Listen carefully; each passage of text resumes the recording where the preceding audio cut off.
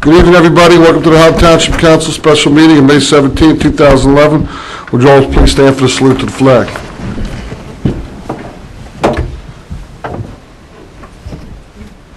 I pledge allegiance to the flag of the United States of America and to the republic for which it stands, one nation, under God, indivisible, with liberty and justice for all. Would you all please remain standing for one moment? Silent observation of our troops that are fighting all over the world, so we get to enjoy the freedom and democracy which we get to live on a daily basis. Me personally, I'll be praying that they come home safely to their family and loved ones and to the land that they love.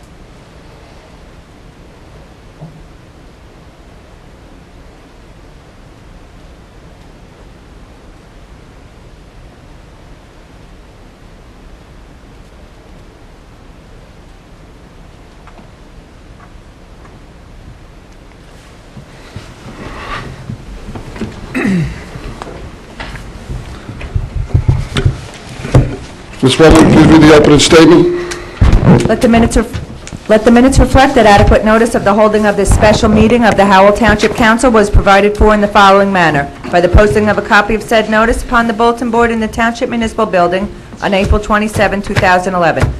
By the emailing of a copy of said notice to the Asbury Park Press, Tri-Town News for publication on April 27, 2011. By the filing of a copy of said form of notice in the Township Clerk's office on April 27, 2011.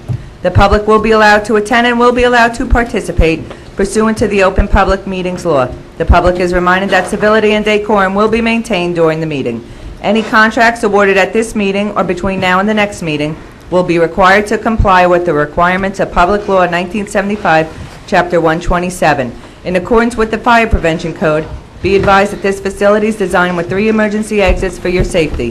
The locations are as follows: upon exiting the meeting room to the rear, there to immediate left and immediate right, and at the front of the meeting room at the left of the dais. Furthermore, smoking is not permitted in the municipal building. Please take note that this meeting is being videotaped for possible future broadcast on Howell Television.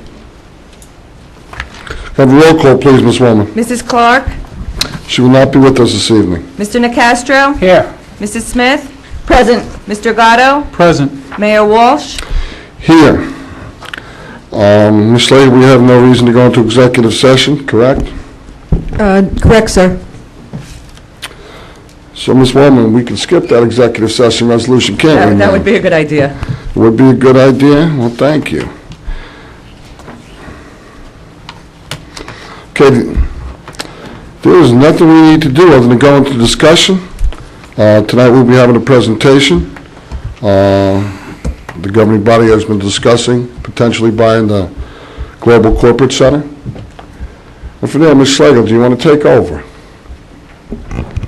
Sure. Tonight we have Mr. Scott McFadden from Birdsall, and he will be doing a presentation.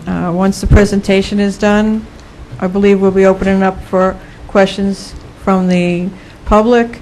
And so Scott has experience as a administrator for many, many years. And so Scott, if you would like to take over. Thank you. Good evening. My name is Scott McFadden. I'm the Chief Administrative Officer for Birdsall Services Group. I'd like to thank the Mayor and governing body for the opportunity to be here today. The discussion about what to do about Howell's municipal facilities has been ongoing for about at least 10 years. Feasibility was performed some time ago by Wayne Neville, a licensed architect who's here with us today. This study's been on the Township's website for quite some time, so anybody who would have liked to have looked at it before had the opportunity to, and it'll still be up there for a while afterwards, I believe, so you'll have an opportunity to look after this, should you choose to do so. A number of alternatives were considered, and the governing bodies thoughtfully and carefully considered all of the options available to them. One thing that became clear as their analysis was performed is that taking no action was not an option. The Township's existing facilities are simply too old, in not good enough shape, really beyond their useful structural life. Some other facilities had to be considered. So the other alternatives that were looked at, based on Mr. Neville's report, it would cost over $12.5 million to renovate and build additions to the existing buildings to meet the Township's current and future needs. To build a new facility would cost even more, $14 million. The third option was determined that purchasing an existing facility, an existing building in Howell Township would be the least expensive alternative and the one that could be implemented in the shortest period of time. The estimated cost would be $6.9 million. Perhaps best of all, the existing building could be purchased utilizing no new debt, would require no additional bonding by the township to buy another facility. Existing funding would be redirected that was initially appropriated to purchase other property. So no new money would be required at all to purchase an existing building and perform the necessary renovations. Personnel presently housed in 5 buildings located in various parts of the township would all be moved into one location. It's not only more efficient to operate out of one facility, it provides better opportunity for good customer service for the residents of your township. This satellite photo shows the location of the present municipal building, as well as the site that the council is considering the purchase of, the building known as the Global Building on Route 9. Why this building? Number one, it's available. There's easy access, it's handicapped accessible, and there's revenue generation potential in that there is some excess space in there that the township would not use initially, and some ongoing discussions are being involved in right now that would bring in compatible uses to utilize the excess space that would go along well with the municipal operation. The price, again, no new money would be required. Funding that has already been appropriated for the purpose of purchasing other property that's no longer being pursued would be redirected for the purchase of this building and for the renovations as well. This building's presently occupied. Clearly, it's move-in ready.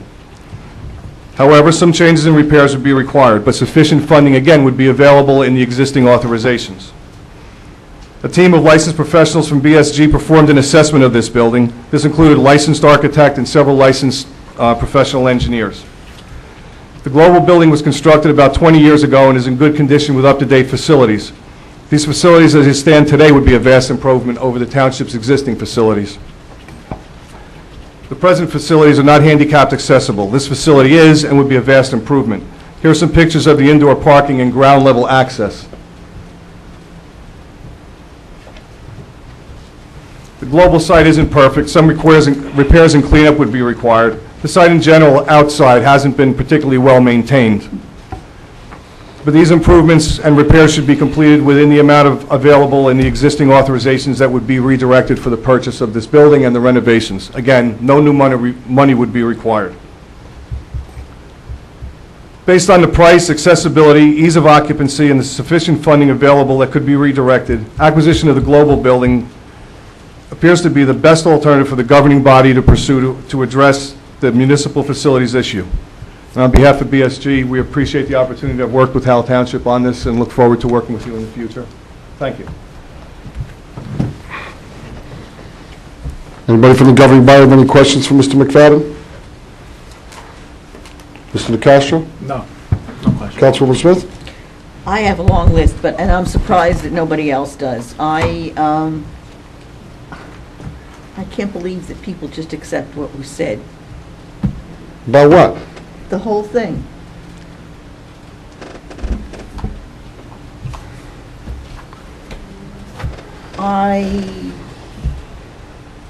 You have to speak into the mic, please, ma'am. Yeah, I know. Thank you. I'm charged with 1/5 of the decision-making. And I look at it, I know it's being looked at by everyone else as a whole either-or situation. I believe that's a mistake. I believe we have to look at the Global Building solely as to whether or not we feel that it is a prudent purchase. I think it's a gamble. I don't think that all the problems come to the surface, and I very firmly believe it will cost a lot more than stated by everybody to bring it up to par and make it safe. I'll have more to say later, but I do have a lot of questions so that I understand the scope of what's behind statements being said in this particular presentation. Deputy Mayor? I have no questions or comments at this time, Mayor. Would you like me to ask questions, or would you prefer to have the public do it first? I'd rather the public do it first, because I would then prefer the council goes first. it doesn't make any... Hold on. You know what? Let's first start with the governing body, then we'll go to the public. Okay. If we want to say something later on, everybody up here is going to have plenty of time to say anything they want. After Right. the public, during the public, okay? But The only thing I'm going to insist on, if anybody from the public has questions, I want them to be directed to me. Okay? And we will decide what to do with them from there. I have specific questions brought about by the study as to what was done to have the person or people making the, drawing up the report come to their conclusion. Is that a fair question? Do you understand what I mean? I don't know who the individual people were who did these reports. Do you know who they were, Ms. Schlegel? For instance... Birdsall Services. Birdsall Services, there's a couple hundred people that work for Birdsall Services, Mr. McFadden. Lou Meyerson's a licensed architect and led the team that did the analysis for us. He's with us tonight. If you have questions for him that deal with the report specifically and the content as far as the technical aspects of it, he's here to answer the questions. Well, to put something to rest, welcome, though. I've never met you before. Nice to meet you. Same here, Mayor. Okay. Do we grow up together, Lou? Okay. Well, that's unusual. It Yeah. seems like everywhere you go, you find somebody you grew up with. I didn't think so, but I'm sure it'll be insinuated somewhere along the line that Lou and I shared a crib together. So I just wanted to put that to rest to begin with. I never met him before, so. Okay, hey, listen, Councilwoman, please, whatever you would like to ask, if you would like to ask Lou, Wayne, I call him Aaron Neville. This happens to be a little pet peeve of mine. Mr. McFadden, are you working tonight? This is Eileen, she's a Howell Township resident. I met her before. Don't you live down in Ramtown? Yes. Correct, right near the end, right before we get to Brick? Nice to have you up here, a Howell resident. Thank you. You work for Birdsall, is it a good company? It's wonderful. You have to speak into the mic, Eileen. It's a wonderful company. Councilwoman Smith, please feel free to ask any question you want of the members up there. If they can answer it, they will. Okay, If not, we'll do the best we can to address it, if at all possible. okay. Let's see, where to start? I didn't expect to start. I expected other people to have...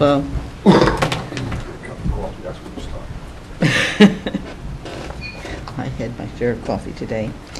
One thing that comes to mind is the air conditioning, which we've heard a lot about, and it's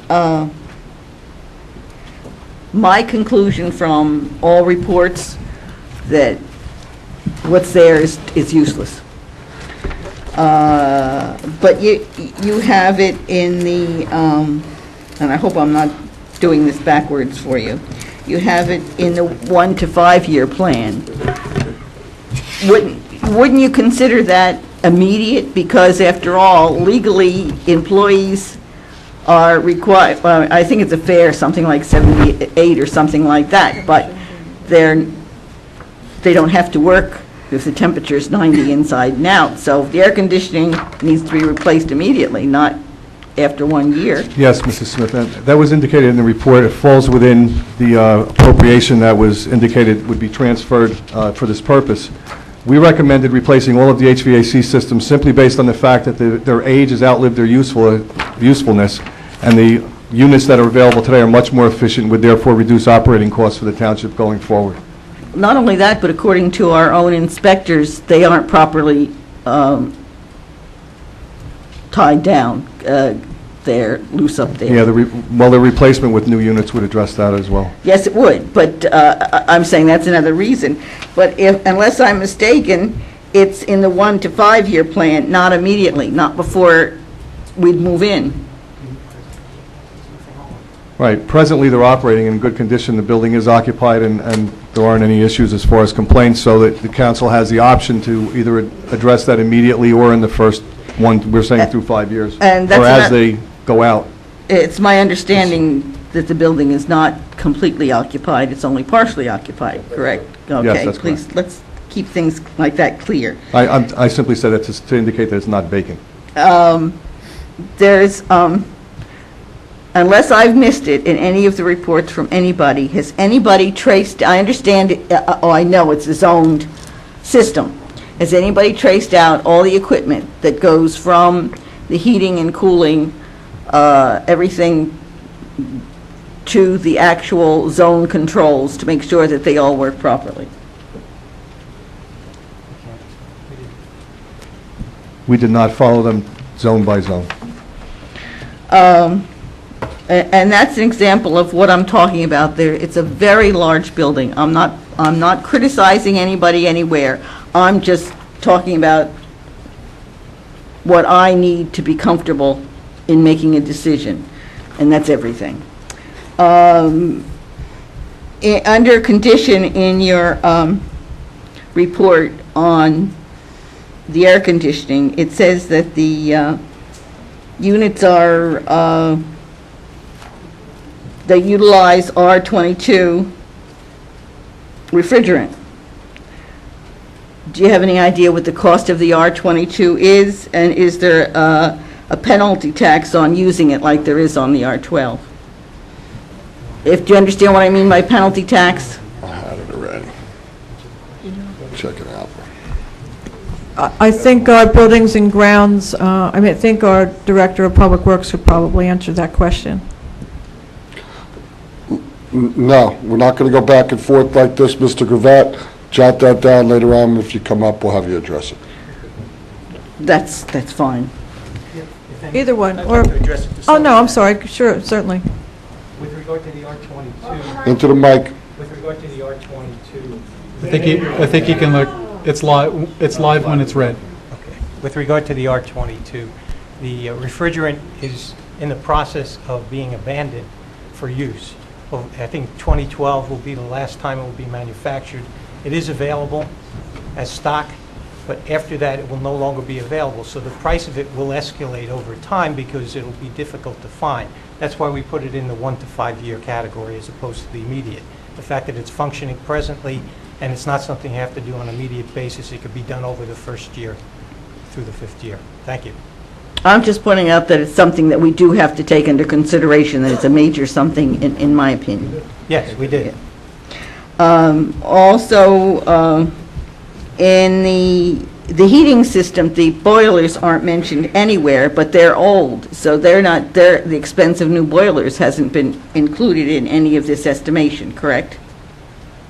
We indicated, if I can address that. Sure. We indicated that the boilers themselves for the heating system are 23 years old approximately, and they do need to be replaced over time. But their cost isn't reflected in the chart that I see anywhere. Well, the replacement of the HVAC system includes the cost of the boilers.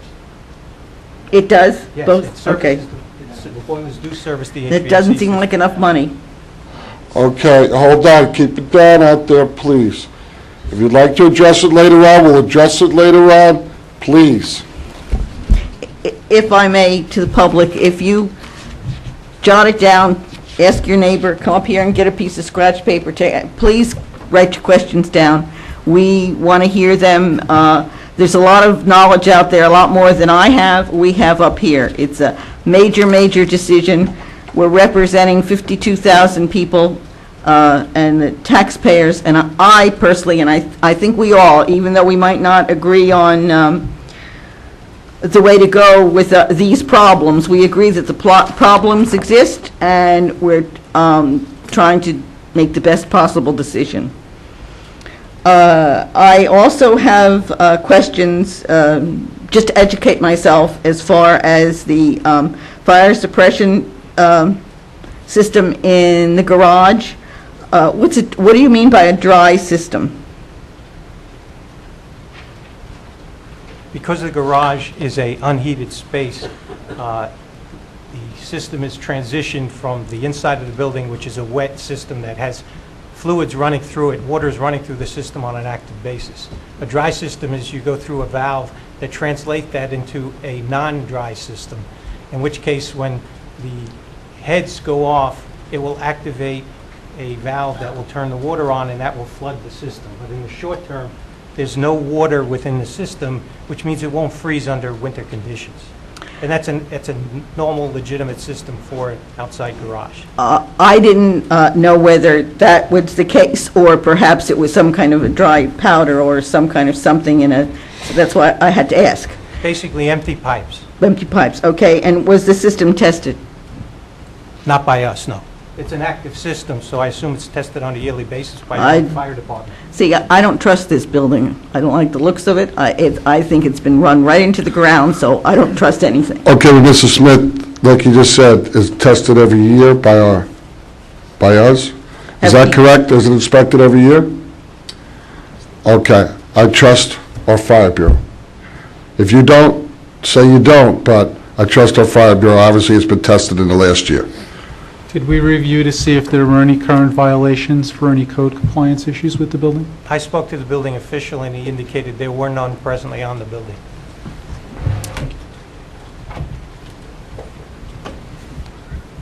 And according to your report, there's no emergency lighting system currently, so that would have to be, like we have backup generators if the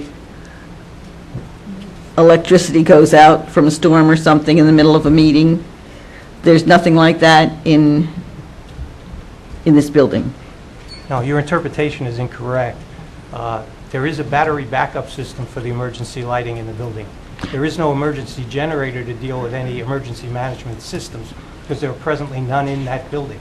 Right, that's what I'm asking. There isn't, it isn't equipped. It would just be emergency lighting for Exiting. exiting, yes. Exiting. I just wanted to make that clear. That's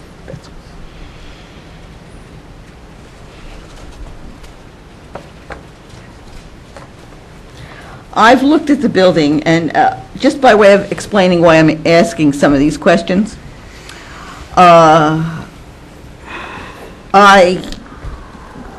don't know whether you've seen me walk. I don't walk very well. I have really bad arthritis and other problems. I'm physically handicapped. So I look at things. An uneven sidewalk throws me way off. And walking around that building is absolutely horrendous. And I find it surprising in the listing that you haven't, you do mention it, but you haven't made what I think is a complete list. Your pictures show it. But I, just a comment, it doesn't seem like it's enough money, time, enough listed to be replaced. And that's just a comment. But another question, in that category, it's ADA, you mentioned it's ADA accessible, but I don't think it's ADA compliant. According to our own inspectors, there are a list of things that are wrong with it. And I see nothing mentioned about the fact, is it a fact that in the restrooms that they're the standard tall toilets and appropriate handrails?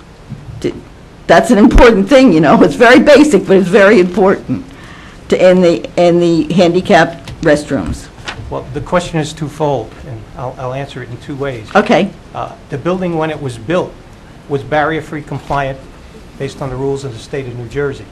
At the present time, those rules have changed. ADA has come into effect, and there are other issues. I don't believe the building has been upgraded since its initial construction. So that means that will have to be done.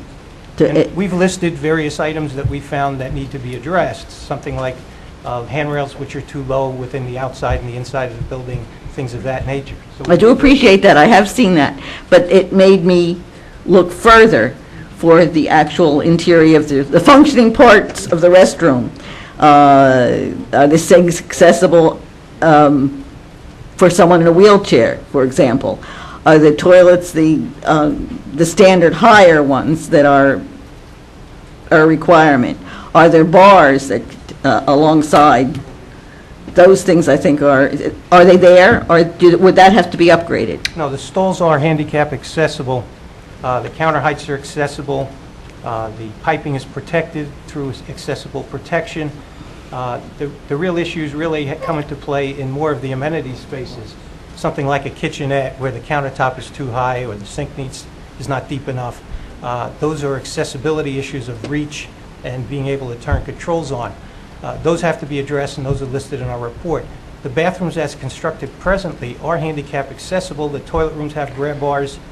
The only difference, as you mentioned, is in some cases the water closets or the toilets themselves are not at the proper height relative to new standard accessible needs.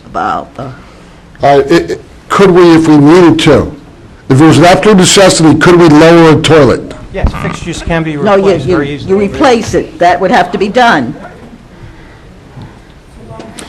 Actually, there was Mrs. an Smith, you do indicator- know these reports were in our packages from the code officials that went to the Global to inspect that building, correct? I don't remember that thing being mentioned, and I ran Well, over the list. No, I they- have it right in front of me. Yeah, that's what I said. That was listed, but I don't remember the height of the toilet or the grab bars. It's all listed in there. I have it with me. I'm surprised if I missed that, because that's a very basic thing.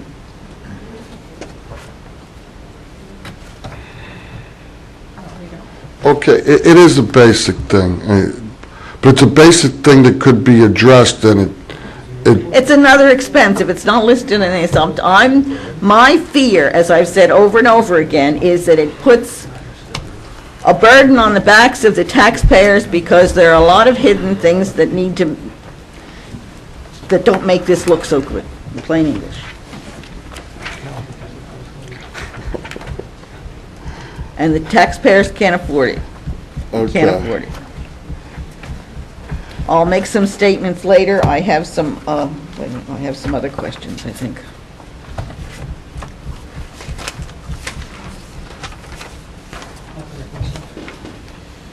Can you correct yourself?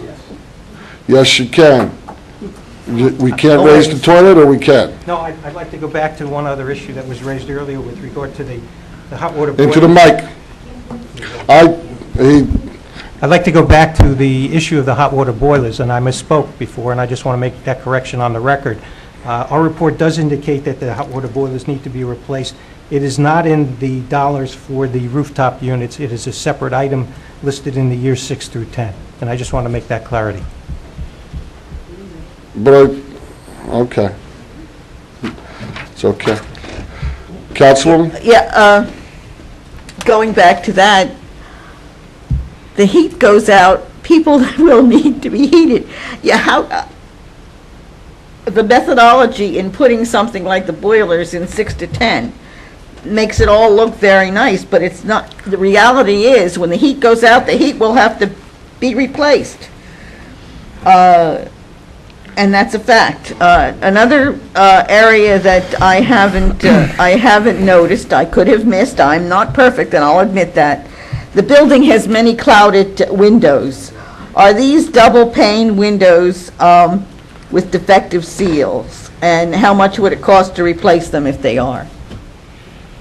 The windows look clouded. When you go there and you see them, they look, a lot of them look like moisture has gotten inside of them. That would mean, or that would indicate to a practical mind, not an expert, but a practical mind, that a seal's been broken. Or, if you can answer that, please. We did not come across any windows, the seals were broken. What we saw in some of the cases is the Kessler Institute, which is one of the tenants there, has a whirlpool that fogs up the windows and things of that nature. But we did not see any broken seals on the insulated glass. Okay, And that the windows answers- are insulated. Okay, let's keep it Thank you. down, please. Can I ask a question to provide some clarification? I'm sorry to interrupt, but it was on one That's of the okay. items you brought up. What was the determination of how you put things in the immediate 1 to 5 and 6 to 10 column? Very good question, thank you. That would be helpful. Based on the reference standard we used, which is an ASTM standard, to do a limited property condition assessment, we did basically a visual survey of the existing building. And we went through and identified issues that we could spot readily that were either deficient or in need of repair. Basically, that was the only approach we took with regard to this. To do a more invasive and investigative report would take a lot more time and effort to test the equipment and things of that nature. We did not do this. This is done on a regular basis in evaluating real estate without looking at the building more so than a limited value approach. So the two big ticket items that were just discussed, the HVAC rooftop units as well as the boilers. We're aware from previous reports that were done, that were submitted to us before you were involved in the picture. We know that there are some issues with some of the rooftop units, even though we believe that they were operational at the time you were there. Your suggestion to do that in years 1 to 5, is it correct to make the assumption that they are, based on your visual, that they are, all 4 units were working and should get us to the span of 1 to 5 years if we chose not to make that an immediate corrective item upon purchase? Based on what we saw at the time we were there, I would say yes. Okay, and the same with the boilers? Yes, we did not do a invasive test, and I believe the reports that you have in your hand may have done actual testing, which we did not do. Okay, and you may not be able to answer this question, but we're all kind of free thinking here. If we were to go down the path of purchasing the building, and as part of that due diligence process, whatever that may be, test certificates, having it tested ourselves, whatever we choose to be, would that be a negotiating item that we would consider in the purchase of the building if we didn't feel that your assessment of the 1 to 5 was correct, that it did move to the left to the immediate column? Should we be looking at it that way? You can. I mean, it was basically our approach towards the report, but it doesn't mean that the township cannot consider doing any of these items earlier or later, depending on whether or not the equipment is operational at the time you purchase it. Okay. But you didn't find anything any different than our previous documentation on mechanical systems showed in the past? No. Thank you. I'm sorry, I don't see anywhere where boilers are listed from in 6 to 10 either. Anywhere on this list. Am I wrong? They're on Mr. 6. Gatto? they're I on think six- they were reading it. It's on line 48. It's on 6 to 10, $125,000.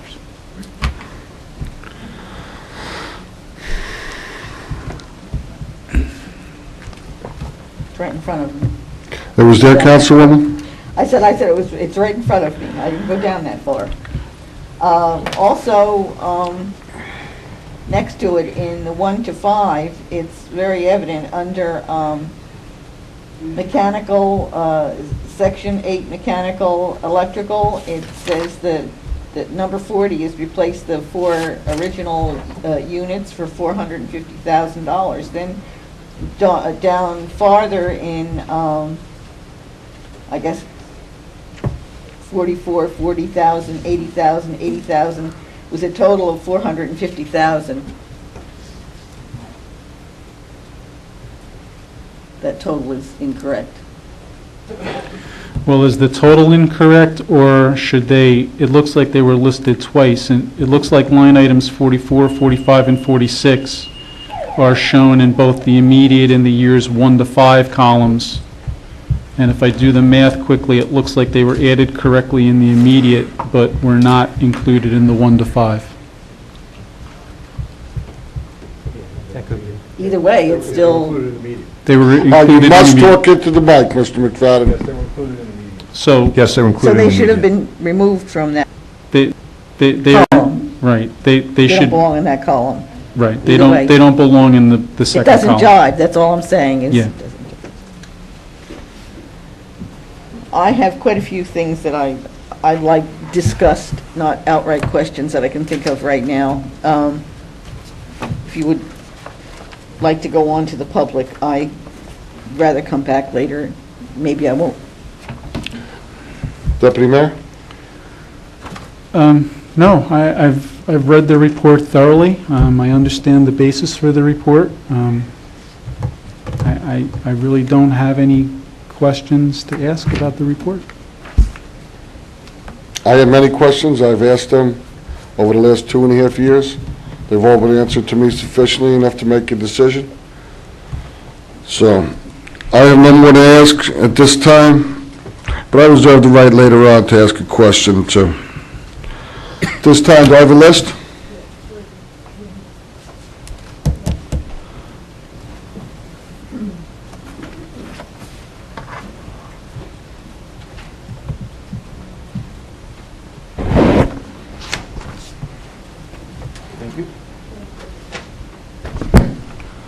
This time, I'd like to open the meeting to hearing of citizens.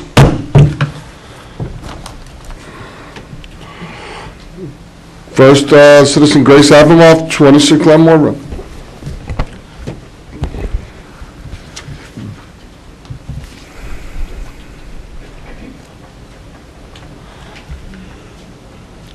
Want me to add you to the list, Mr. Coffey? Absolutely, sir. Ms. Gillette also. No what I'll do, okay, everybody, we'll go through who's here, and then I will ask if anybody else, I will add whatever, anybody else that would like to be added to the list, add it to the list, okay? So we'll do it all in one shot later on in case somebody comes in late, somebody gets an itch and decides they want to speak, whatever, okay? Grace, if you would, please. Thank you very much. Name and address, please, for the record. Grace Abramoff, 26 Glenmore Road, Howell. First question I'd like to ask is from... All right, hold on.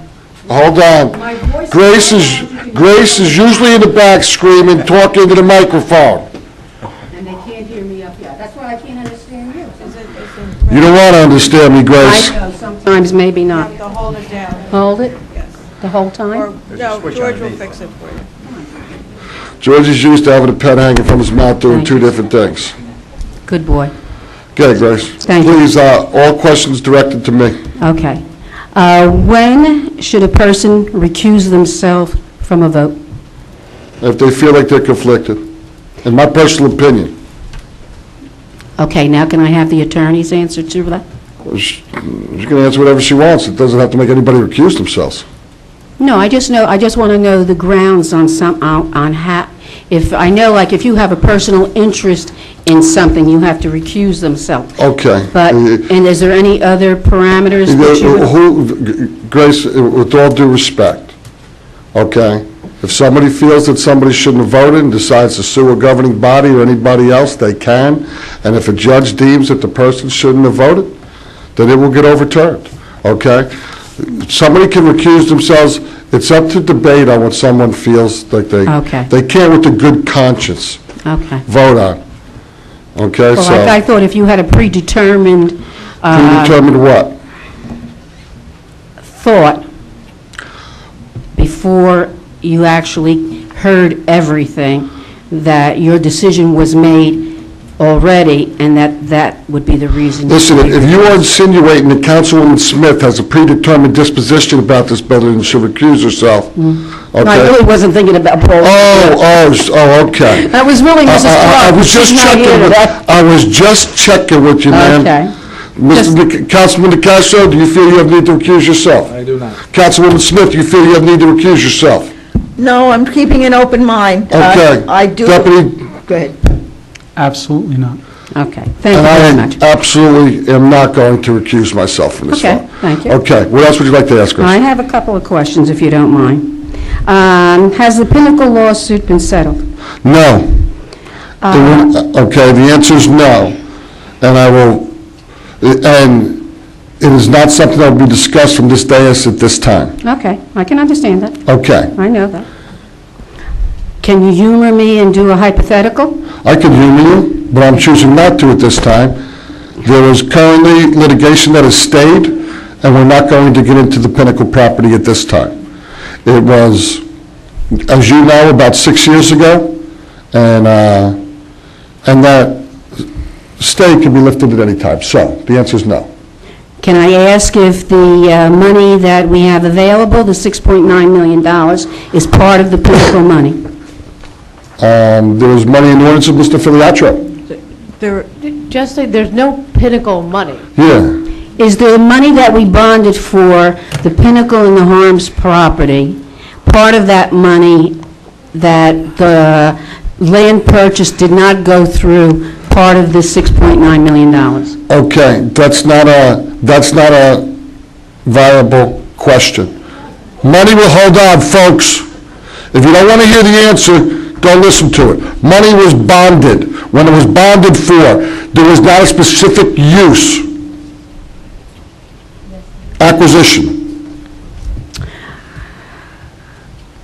Okay, what else? If that's not good enough for you.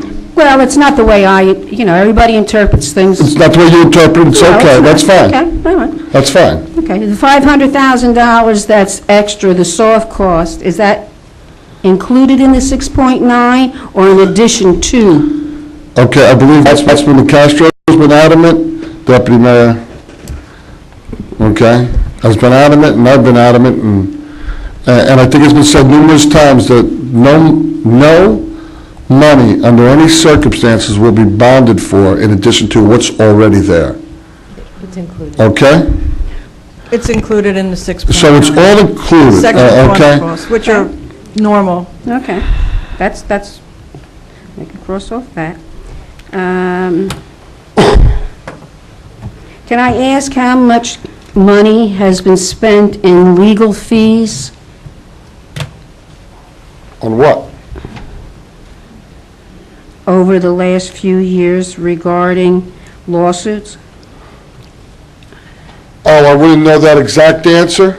I truthfully wouldn't even know how to come up with that answer. There are lawsuits that have been going on in Howell Township for in excess of 15 years. Okay, that I I'll believe we're still- I'll narrow it down to the Pinnacle property. Do not know. Anybody have a clue? No, but we can certainly get that information too. That's public record. That is, okay. Yeah, and there's a lot more to it than that. I mean, there was numerous discussions back and forth that had already been paid that had nothing to do with actual lawsuits. There's a lot more involved than that. And as you know, the Pinnacle property, I believe that was 2005, correct? I have 6, but that's okay, I'll go back to 5. Okay. All right, and I'm not going to hold you to that. No, I believe it was 2005 when it was there. Okay, but right. it could be 5 or 6. But there was, you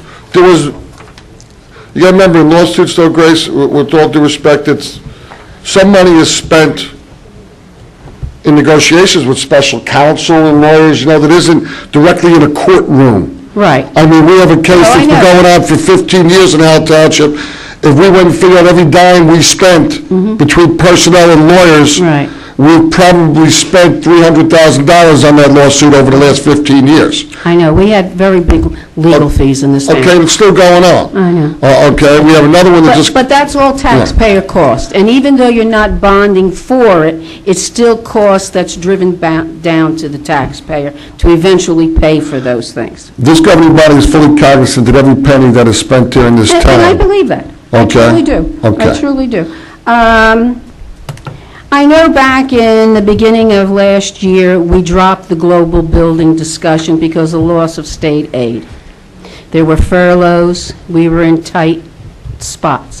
What's changed now? Did we get any more money in state aid? The answer is no, I don't believe we received any extra money in state aid this year, did we? No, Well, no, sir. Yeah. So Yeah, what but- makes today's date, May 17th, 2011, different than April 6th of 2010, when we were short state aid, 1.8 million. We still didn't receive any extra state aid now. We were on furloughs then, but now we're not. So, but we don't have any more money. So what makes the situation change? What's making the situation change? A pretty good job has been done of cutting costs in the township by the governing body, by the manager, by the department heads. A real good job has been done over the last 3-4 years. And even before that, some decisions were made on things that were in progress that have now been completed, like the sewer, like Soldier Memorial Park. Some of the things that were taking a lot of extra money But yet we have had been completed. But yet we had a tax increase besides that. A little one? Okay, but yet today, the 6.9 is viable, and last year it wasn't. Hold on, I'm not at liberty to discuss that. Okay. Okay? See, Well, that- no, but the 6.9 was never available to reduce the operating expenses of Yeah. the township. No, It- no, I know that. I'm not saying Okay. that. I'm saying last year, when we stopped the negotiations of the global building, Right. it was because we did not receive $1.8 It's not the only million. reason. Wasn't the It's only not the reason. only reason. What were the other What reasons? was the price that was asked and floated around to the public for the global? 8 million? Okay, and we are now talking about 6.9.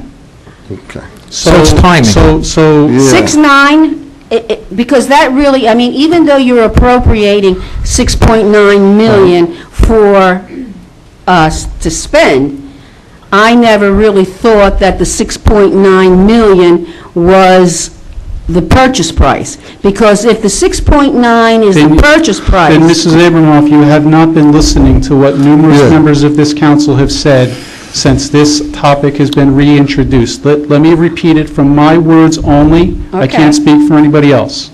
I will not vote to incur any more debt for the move, the purchase, or the renovations for this project that's presented tonight. I've heard that. I've heard Okay. that numerous times. So then that- Thank you very much for Then that should answer your question as to why we are bringing that up again, as opposed to Okay. why we didn't execute it when the asking price was Okay. $8 million. If the building is 6.9, No, you're saying that. You're saying it. Miss- Come on. Ms. Abramoff, the total price, including repairs, we are saying we are allocating 6.9 million. Right. For everything. Right. If it can't be done for 6.9, the Gotcha. building doesn't get bought. Okay. I also said, as Councilman Gatto, Deputy Mayor, has said, I also will not bond an additional nickel And I for know the those taxpayer. words very true. Okay, so you have to realize, it's within 6.9, building, repairs, everything. If it Gotcha. can't happen, it don't happen. This is a Gotcha. process to say, this is what the governing body is willing to put up. Fine. And Then you go into negotiations. If it doesn't happen, It don't adios. happen. Okay. And it is a different day. We are in a little bit different times. A lot of prudent decisions have been made over the last few years. A lot of things have been cleansed up, and the manager's done a terrific job. We're down on some workers. We've done some different negotiations. A lot of prudent things have been done, so. Okay. Now, on the all-inclusive $6.9 million, did you include the 1 point some odd million dollars for the demolition of this building? Hold on. That has not been discussed by anybody up here.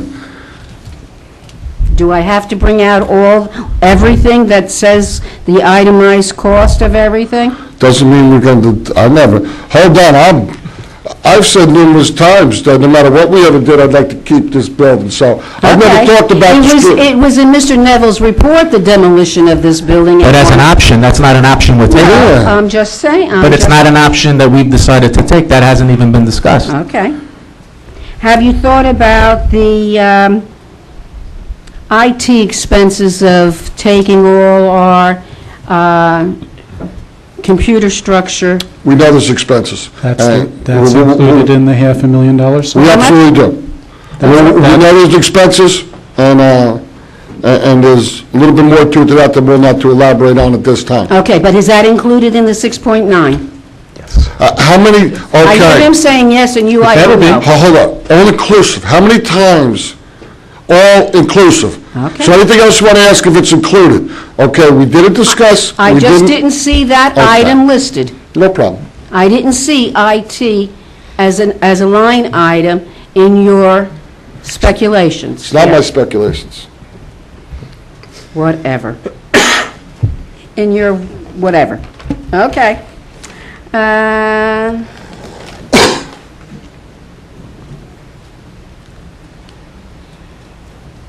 I also wanted to bring up, on the side from those things, there was talk many times about a plan.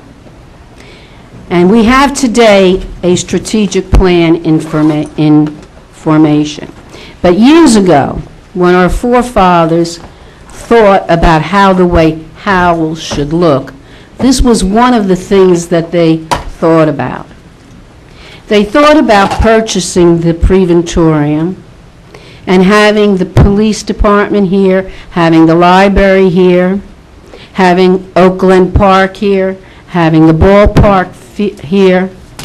One of the reasons that the reservoir was built was because of this location. The golf course from the county was built because of this, not the only reason, but one of the reasons. Because our forefathers had a vision, and I think a damn well good vision, opposed to the global buildings vision. I'm not against spending taxpayers' money. Believe me, I would rather see you spend $13 million and do something here than spend $6 million on a building that may not last 100 years like this building has. I would like to see the condition of the global building after 80 years of neglect. If it's this bad after 20 years, I'd hate to see what it would look like in 80 years. I doubt very much it would be standing. And in another aspect, in some of the people that I've spoken to, some of the people who have sent me emails over these last few months, that they want the people to have the final say. I know you were voted all by us with good faith, believe me, with very good faith, that you would do the bidding of the people of this town. And the majority, and I'm telling you, the great majority, do not want us to go to global. And I think the great majority would more likely spend money to keep us here than to put us on Route 9. I was speaking to somebody that you all know, and I think you all respect at the county level, who is very versed in real estate. And I was told that that's one of the worst spots to put a municipal complex. It is not a good building to buy. And what municipal complex in the state, in Monmouth County, is on a major highway? They are all located in rural spots, and the complexes and the community are built around them. So don't think that the people of this town don't want to spend the money. I really do think they want to, but I think they want to spend it on the right thing. And in my opinion, those wonderful words, my opinion, I personally don't think that the global building is the right choice. Thank you for your... Thank you, Grace.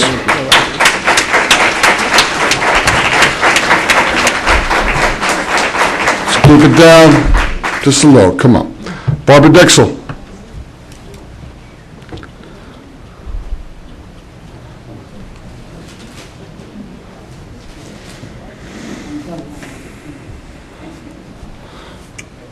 Good evening, Barbara. Please state your name and address for the record. Good evening, Mayor, council, and guests.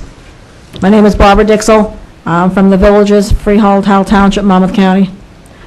Okay, I'm going to read what I have here. I originally thought it was a good idea. After consideration, I changed my mind, and I now realize it is not a good idea, and it is my opinion that we should not buy the Global.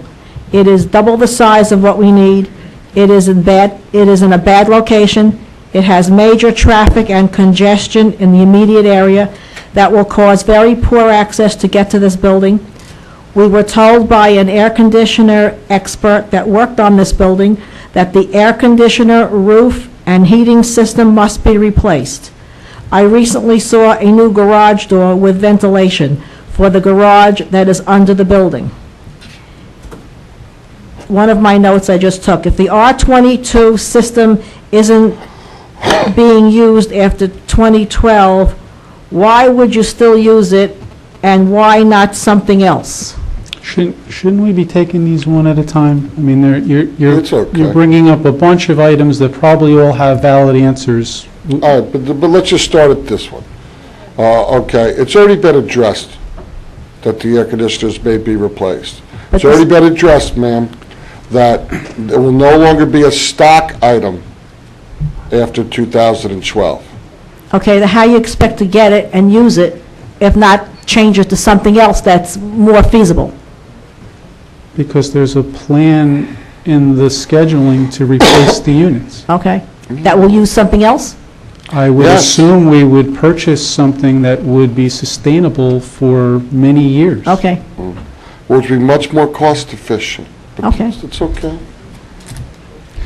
Mrs. Dixell, you also referenced a gentleman that came here and explained some items about I think he stated that he had serviced that equipment. He worked on the building, he helped build it or I something. believe that he made some comments about many hundreds of thousands of dollars of replacement parts called VAVs. I believe from our Birdsall group, we found that that information was not correct. Okay, well, I don't know from... There was other information that was given to this governing body. He was a very genuine person. He Nice would- man. But unfortunately, he was incorrect about what he stated that night. Okay, I'm going to ask you another question. You did a visual report on the equipment. How would you know if the equipment was or was not working if you did not physically test it? Looking at it doesn't tell you if the equipment is working or operational. When we were present at the building, the maintenance staff was present. We had the opportunity to inquire with the maintenance staff that are on site whether or not the systems were operational. We also observed the fact that in the areas that we visited, which was the majority of the areas in the building, the system was operational at that time. So based on that, we used the information on hand and included that in the report. But again, the report indicates that the unit should be replaced based on longevity. But they turned the systems on and showed you it's working, or they just told you it's working? There was air coming out of the air ducts. The system was presently operational. That's how we observed it. Okay. If I walk up to something and I want to know if it's working, I go up and turn the knob and make sure it is. Okay. The building has never been able to keep renters. If this building were a viable building, it would have been able to have been sold and/or rented, but it has never been able to keep renters. People just keep moving out of it. Okay, just so you know, some of that is true, some of it isn't. One of the major renters of that building was Countrywide Mortgage, which went bankrupt just a couple of years ago. And one of the other major renters was Allstate for a number of years. And because this state's become so tax-happy, it's chased a lot of businesses out of the state of New Jersey. When Allstate can run some of its operations for 40% less going across the border into another state, that's what's happened to many, many different buildings in the state of New Jersey. Well, I'm told Kessler is out also, and if they're out, they're going. That's truthful. Okay. That's true. Okay, I'm told that the Global Building won a tax appeal and their assessment was lowered. If this were a rentable, saleable, viable building, it would not have to have a tax, would not have to have a lower tax assessment. That's not true. Yeah, that's not true. Tax appeals are being filed all over the state of New Jersey, in every municipality, from almost every commercial property that they have in their towns. I've spoken to many other mayors, okay? The tax appeal for this building just went from over 14 million to 8.5 million, which lowers the taxes from about 290,000 to approximately 195,000. And if they appeal again, they'll probably win again.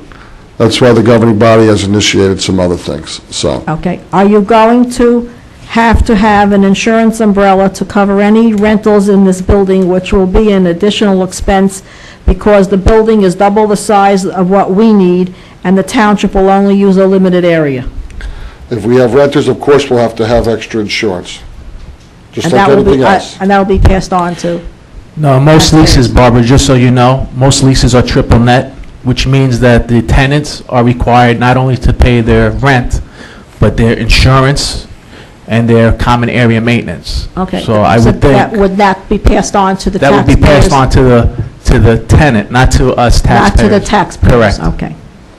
Okay, we have to make a jug handle to get to the building, and we have to stay in the right lane, where only about 10 cars can get through the light to make the jug handle. A traffic expert for a recent zoning application testified that there are 2,500 cars per hour going down Route 9 South, which will make it nearly impossible for Howell residents to get to this building. Also, just before I read the rest of it, I was handed a piece of paper out in the audience that says Fire Bureau only inspects the certification of the fire suspension system. Can anybody elaborate on that? Not me?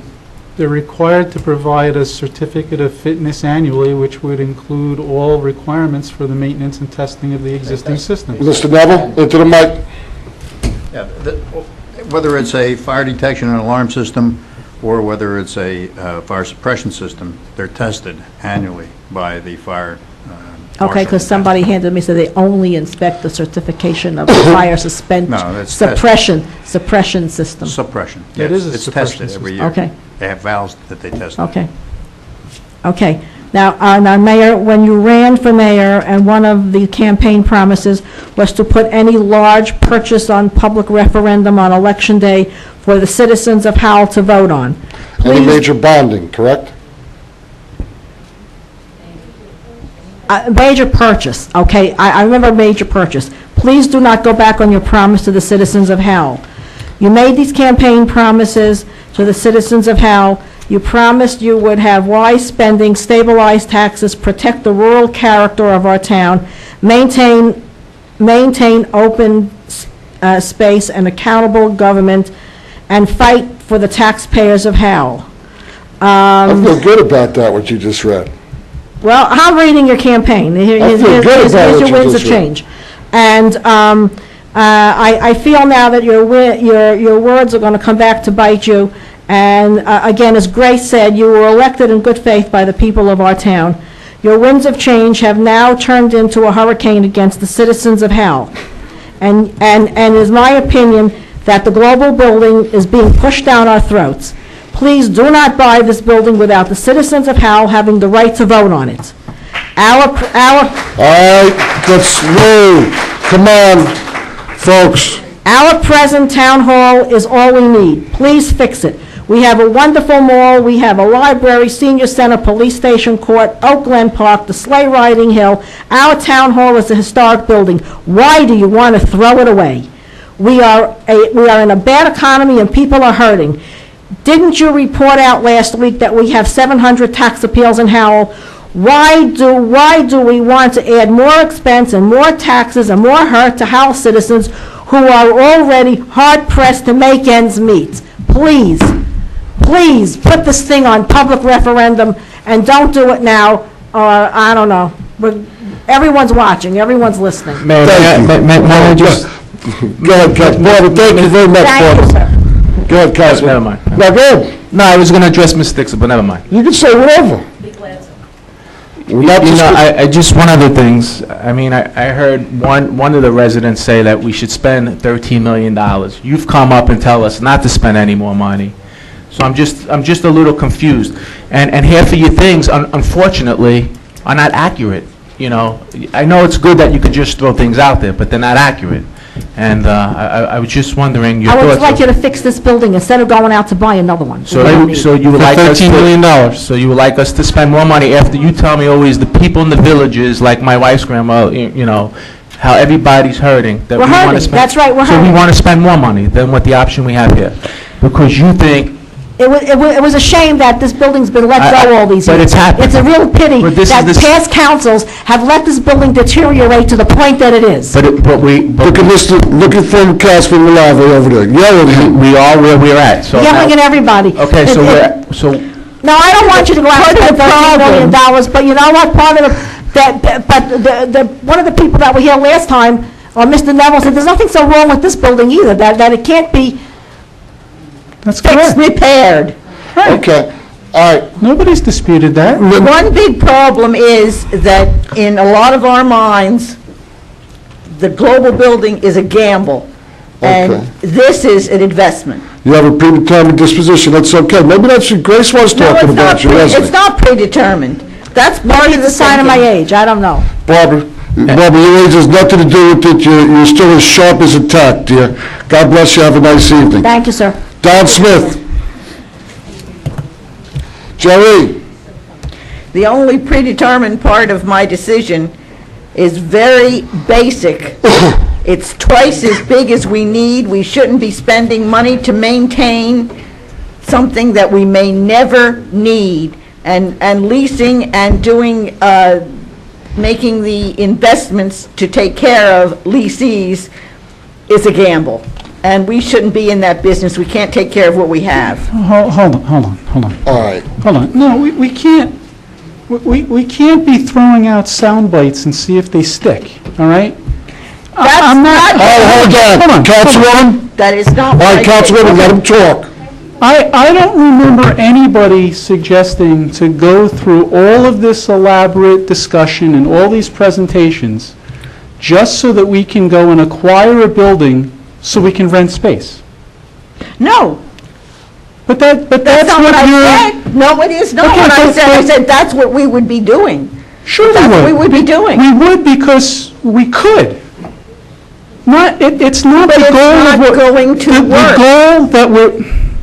The goal that we should be trying to accomplish here is to come up with the best solution for the long-standing problems that exist in our facilities as we know them today.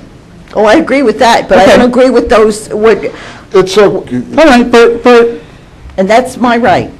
I understand that, but I look at it as a gamble, going into that building and that it will work. We don't know what we have. We don't know what we'll end up with. So the gamble is if we never rent a square foot of the building, is that the gamble? No, the gamble is that we are successful in maintaining it without it being an extra burden to the taxpayers, and are still able to function and take care of all the necessities of the township, roads, etc., without having to hire extra people, which is a financial burden. When you have twice as much space as you need more people, you need more cooling expenses, you need more heating expenses. that's not fair, though. That's Yes, not it is fair. Hold on. What's not fair about that is this. No, please.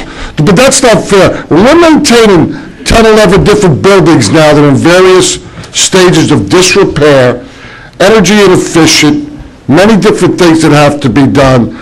To say that the 20-year-old building is, one building is going to cost more than taking care of those 10, 11 is, you know, it's not an honest statement. Yeah, it is 10, 11. Don't kid yourself. It's twice as much space as what we need. That's the fact, and that's what I said. Okay.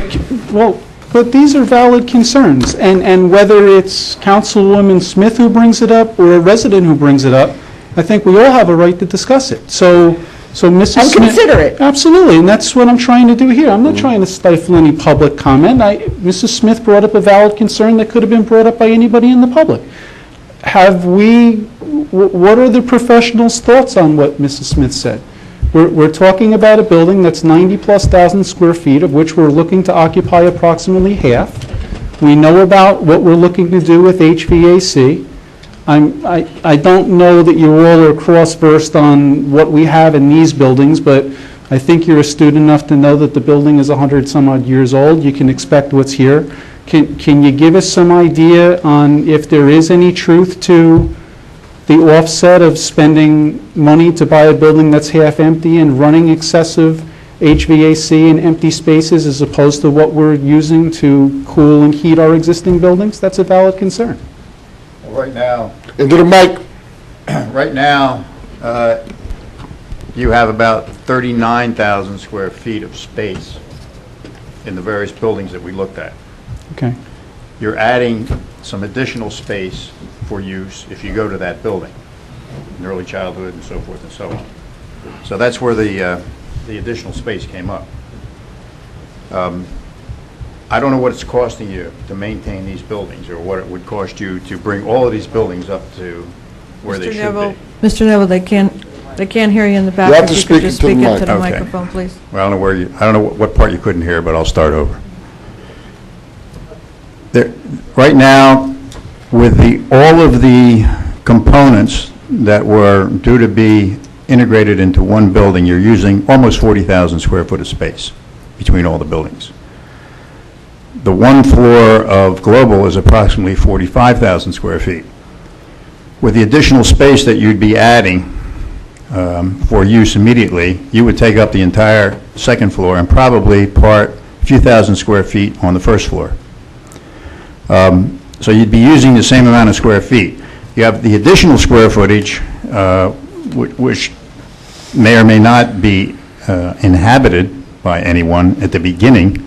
That's the reason that you have different zones in the heating system.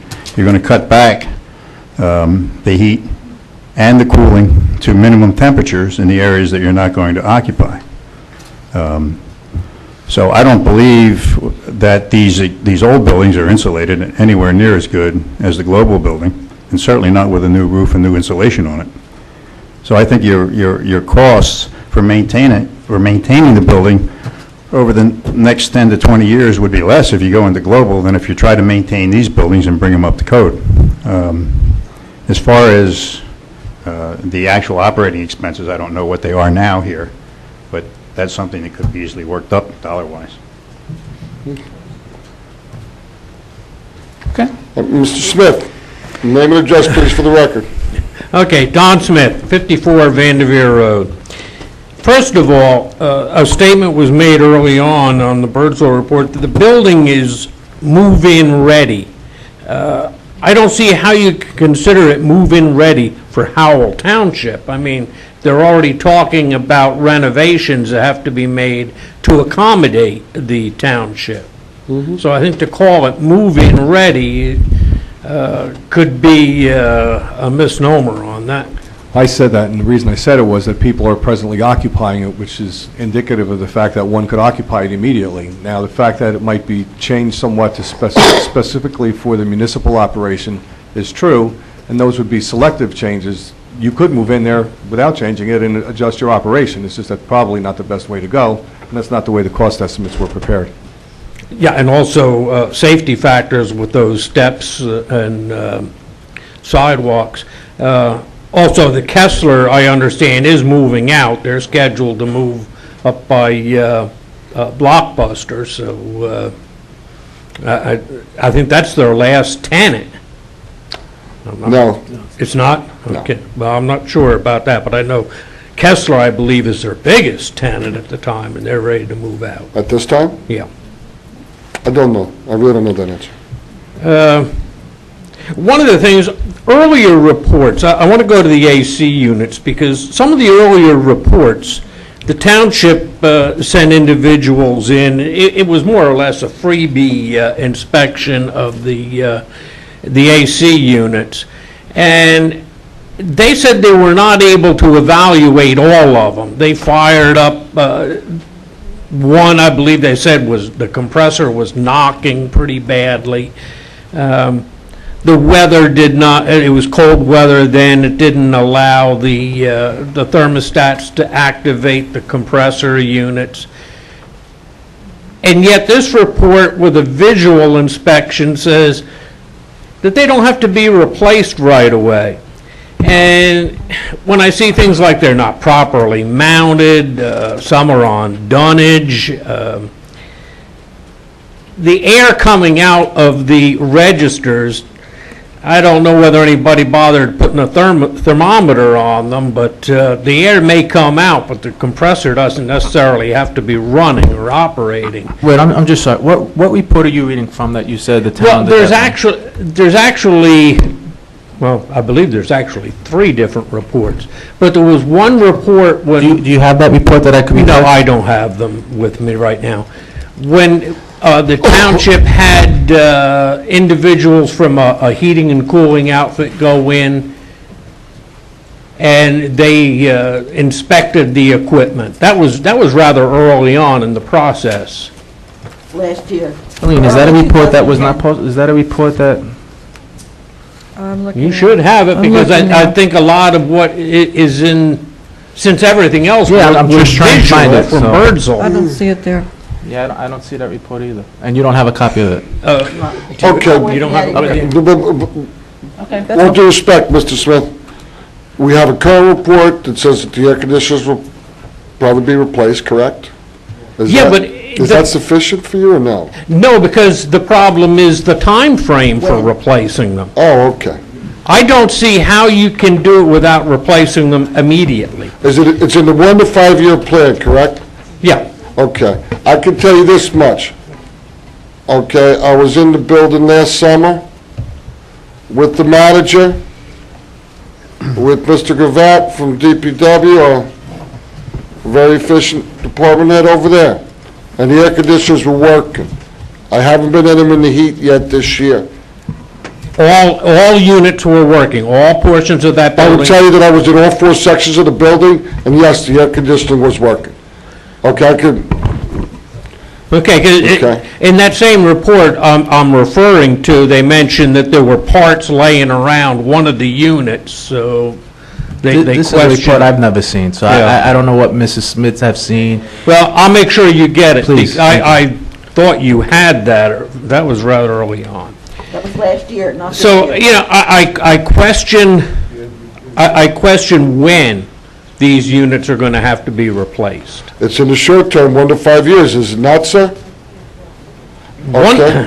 1 to 5, yeah, okay, so I mean, we may have to go 5 years without some air conditioning units. Mr. Smith, that's just not fair. In 1 to 5 years, it doesn't mean, folks, when a report says 1 to 5 years, money is already figured into the equation. Maybe one of them has to be replaced immediately. Maybe 2 of them have to be replaced immediately. In the 6.9 million, is anything that has to be done in the first 1 to 5 years? Is that a correct statement? Mr. Filiaccio? It's up for us to decide that. Is that what's figured in? We have to decide that. You know, come on. All right? There may be parts laid around the air conditioner. That very much could be a true statement. Well, you know, I have a problem myself when we have this report, and to me, it's really disjointed because it was a visual inspection referring to another report that some of you don't even have. I didn't say. You've referred to other testing of the AC units. I've seen numerous other reports over the last 2.5 years. So there had to Mr. have been- McFadden, what would you like to say, sir? A few things. One was during the course of the inspection, the people that we sent out didn't see anything laying around by any of the air conditioning units. As to the replacement time, 1 to 5 years, was recommended. The governing body could decide to replace them immediately, and it's factored into the numbers that were included in our report. So it's really a debate. It's interesting if you want to debate, but the fact is they could replace them before they even move in, or they could choose to wait until they break and replace them when they break, which might not be for 10 years. Or they could have it on a maintenance schedule or replacement schedule and pick sometime between the 1 and 5 years, which we recommend, that fits into their budgeting and into their bonding schedule. Okay, well, I'm gonna leave those for now. I think, I don't know whether I'll get any better answers that I'd be satisfied with. What answer anyway. would you like, Mr. Smith? One of the things, though, the 2005 and 2006 bond ordinances, there was some reference about it was for land acquisition, but I question the fact, that those 2 ordinances in particular, they were the second and the third ordinances to go along with that. They listed specific lot and blocks. Okay. Mayor, So, I just wanted to mention that on December 16th, correct me if I'm wrong, Mr. Filiaccio, on December 16th in 2008, the old ordinance was declared complete and canceled off, and then transferred into capital surplus. okay, so then, in other words, the ordinances There was a that- resolution, I believe, on December 16th, 2008, that declared that ordinance complete. Okay, so the ordinances that Pauline requested were not complete. She got the 3 ordinances, and she didn't get the resolution that canceled them, so. Okay, you know, I have one big advantage that Pauline doesn't have. I'm not an elected official. I can get up here and I can say things that may irritate the general public, but, for example, last year, there was a picture in a local paper with you, Mr. Mayor, standing under the porch at the engineering building, pointing out the mold on the underside of the porch roof. I've been down there numerous times. A couple weeks ago was my last time down there. It's mildew. It's still there. Nobody has bothered to even power wash or take a hose and wash that off and repaint it. That's the kind of maintenance that we're providing these buildings. And it's not going to get any better when you buy the Global building. And as far as I'm concerned, when I read some of the engineering specs on this building, it's going to be a high-maintenance building. We have cases where the brick fascia is breaking away, where, I'm trying to remember what they call them, the lintels are corroded. There's a lot of corrosion in the steel work there. We have a bulkhead, or not, that's You got the boat on your mind. I was going to say, there's a the boat. marine aspect. There's a, I can dock my boat there. Retaining wall? Yeah, Oh, thank you, Mrs. Smith, for that announcement. yeah, well, I complained to her about it too, but, Oh, no. yeah, I'm just going to read this part of it. That retaining wall, to me, being made out of wood, is sort of an example of some slipshod work. That was not to be a long-term wall. And it's holding back quite a bit of earthwork. And that's just an example. And the report from Birdsell shows that you never were able to get plans for that building, architectural plans. So we don't even know what pinnings that ground, or what that building stands on. We don't know the quality of construction in that building. I mean, I doubt very much if you want to expend the money to go that far into establishing a value on that building. Mr. McFadden, Lou, would you like to address that in any way, shape, or form? Well, I think with regard to the building itself, we were able to see the structure of the building. The basement garage is reinforced concrete, the floors are metal deck and concrete, the roof is metal deck supported by steel framing. We saw no signs of any deterioration other than some possible rusting due to roof leaks, and those roof leaks had been repaired, although there is still a roof leak there at the present time that needs to be repaired. Mr. Smith, let him speak, please. Let him speak. Go ahead, Lou. From a structural standpoint, the building is sound. There are no structural issues. The lintels that you talked about are basically, over time, steel will rust. There's some minor rust on those lintels where they need to be scraped and painted, but they are not in any way evident failure. That building is sound as we saw it. It meets the lateral stresses according to code. It doesn't meet earthquake, and it's not required to meet earthquake in this present area. So, I mean, from that standpoint, we saw no structural reasons why this building was not capable of withstanding many more years of a use. Okay, the lintels, I was referring to that strictly as a maintenance, a high maintenance thing. That's because correct. it is going to a have to maintenance be item. wire It needs to be brushed. painted periodically. Right. The same thing true of the caulking areas that we pointed out that needed to be recaulked. Caulk lasts 5 years. They need to be replaced pretty much every 5 years, but that's any building that you're involved with maintenance on. Is that building on pilings or a conventional, He just answered that question, but Lou, would you answer it again? What is that building on pilings and cement block? or a conventional foundation? Conventional spread footings, yes. Okay. Yeah. I want to just cover the township aspect. You know, a lot of us, at one time or another, would like to enlarge our homes or maybe move into another house, but a larger home. But a lot of us are afraid of the taxes we would incur. And I think that the township should abide by the same rules. You have to make do with what you have to a very large degree. I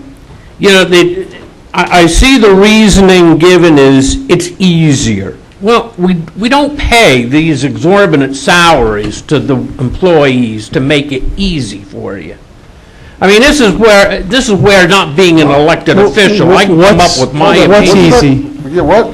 Well, one of the things you state, or that's given a reason, it would make it easier to run the township. Efficient. If you're all under one. Efficient. Oh, easy is Easier one or- of them, efficient is another one, and that's, Where's that easier? I didn't see that either. oh, I've seen that numerous times, Where? that it would be easier to operate. I've seen efficient, I haven't seen easier. Well, even more efficient. When has government ever been efficient? So that would be... Can you so that name would- one time or one place where government has ever been more efficient? And county, state, and federal government has operated out of multiple buildings. So we You talk shouldn't- about more... So wait. No, I'm so we making shouldn't statements now. I'm not try- asking Hold you on. questions. I'm making statements Hold and I'm on. addressing the Hold on. mayor as he requested. Yeah. Go ahead, Mr. Smith, just... Okay? More cost-effective. And I find that doubtful. Because with government, if you save them a nickel, they're going to spend a dime. And that's just the way the system works. Well, I don't believe that to be true, and I definitely don't believe, sitting here with Mrs. Smith, I think this governing body has taken deep thoughts not to do exactly what you're saying. So it's a kind of, Mr. Smith, it's kind of a little insulting that you're broad brushing us. That remains to be seen. Well, you're broad brushing this governing body because of the whole government, and I could tell you that that's not your wife's intent, it's not my intent, so I think that's just a... If your wife's doing something we need to know about, I let me know. told you right up front when I started this particular dialogue that this was my opinion. I understand. And this is what is bothering me. I Me understand. personally. I understand. I respect that. Mr. Slagle, was our budget the same as it was 4 years ago this year? The The dollar amount? the controllable expenses, Well, what's our budget right now? compared- 44 million, approximately. And what was it 3, 4 years ago? Was it the same? Of course not.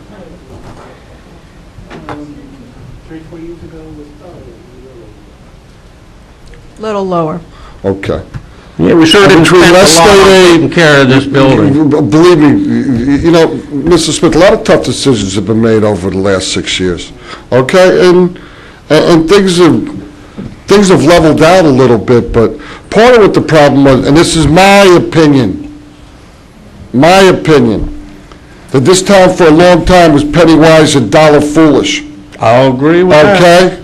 Penny wise and dollar foolish. And some major things have had to be done in the last 6, 8 years because of things that should have been done 20, 25, 30 years ago.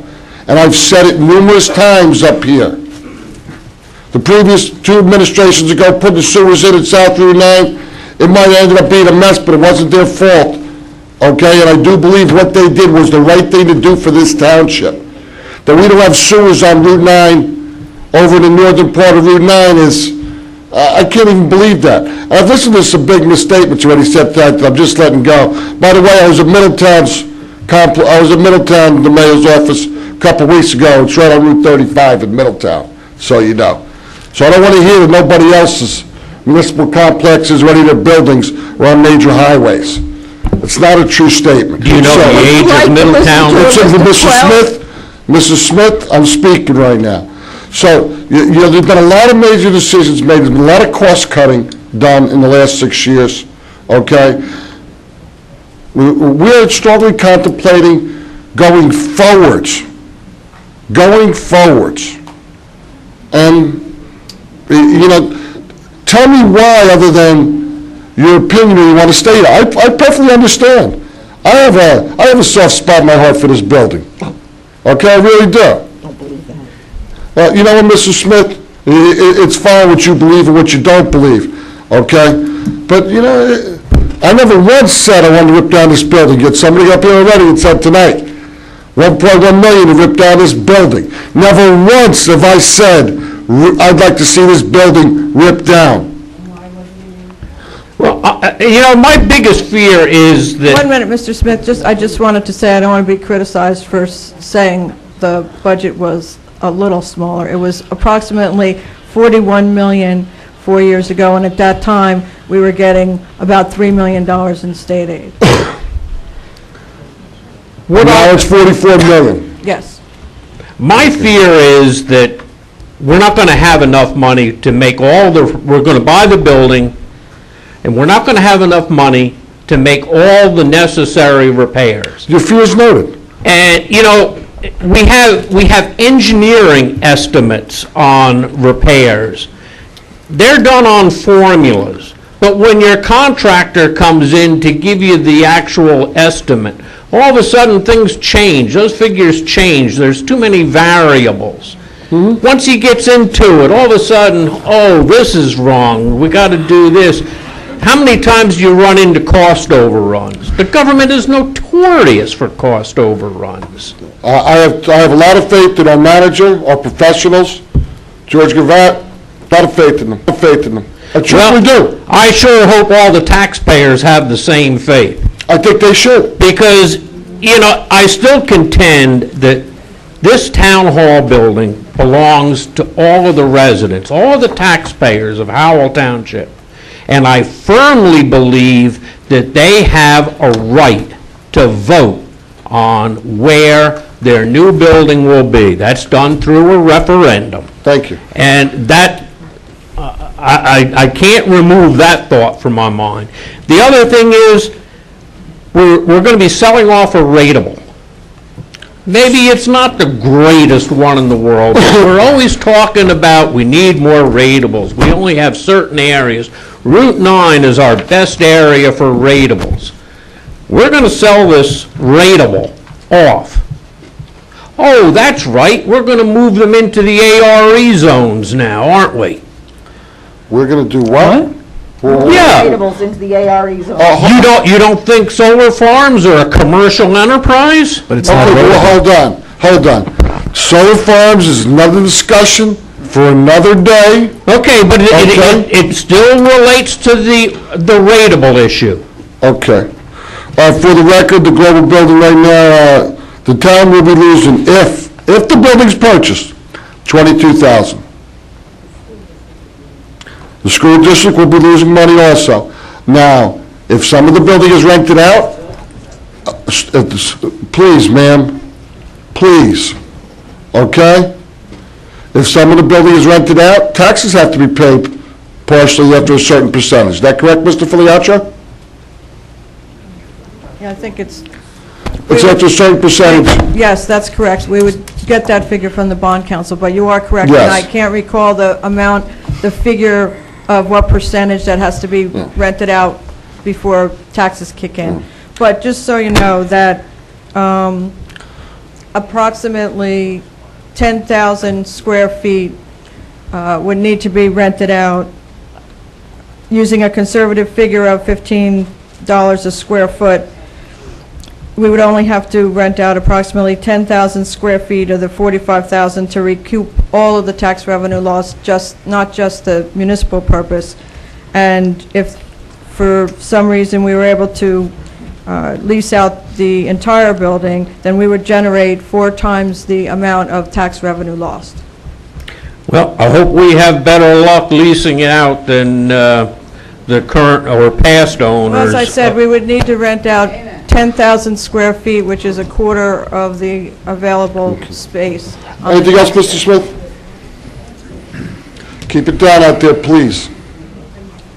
Another thing that I'm a little concerned about is, early on, there was a reference to having daycare facilities in the building. Who would be operating that? We've done it before. We've done it for years. We probably did it for 20 years. We did it through the Recreation Department, and we had no problem. It was a very successful program.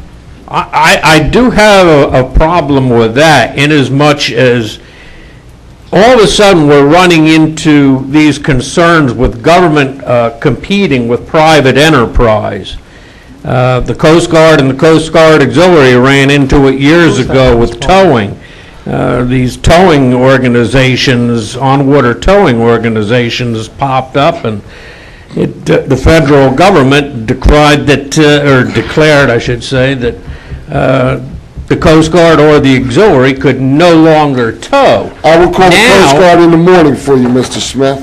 now, you don't have to do that, I do enough on my own towing, but one of the things you see now, and you should be familiar with it since it's your game, golf. Now there's a big stink about golf courses, county-owned and municipal-owned golf courses competing with private courses. This isn't a competition, really. It's more of a preschool recreation program. We actually weren't competing. We offered affordable recreation for preschoolers at a fraction of the cost of a private. The people that are using private would not be using the township. Why don't we do daycare now? Because of the recreation building has lead paint, and the health department had come in, and we no longer have it open to... So a program that we were doing well, we can no longer do. Right. Well, I hope all the and I emphasize the word all, of the taxpayers do support that. That's really all I have. I'm really... Out of curiosity, did that program pay for itself? Yes, it did. Okay. Thank you, Mr. Smith. Mr. Mayor? Yes. Can I bring to an end an answer to a question? This is from the Howell Fire Bureau regarding the fire systems at the Global Building. Fire protection, fire sprinkler system throughout the entire building has an annual test conducted in December and is fully operational. Fire alarm system throughout the entire building had its annual test conducted January and is fully operational. So they're annual tests from your own fire. I'm shocked. Ray?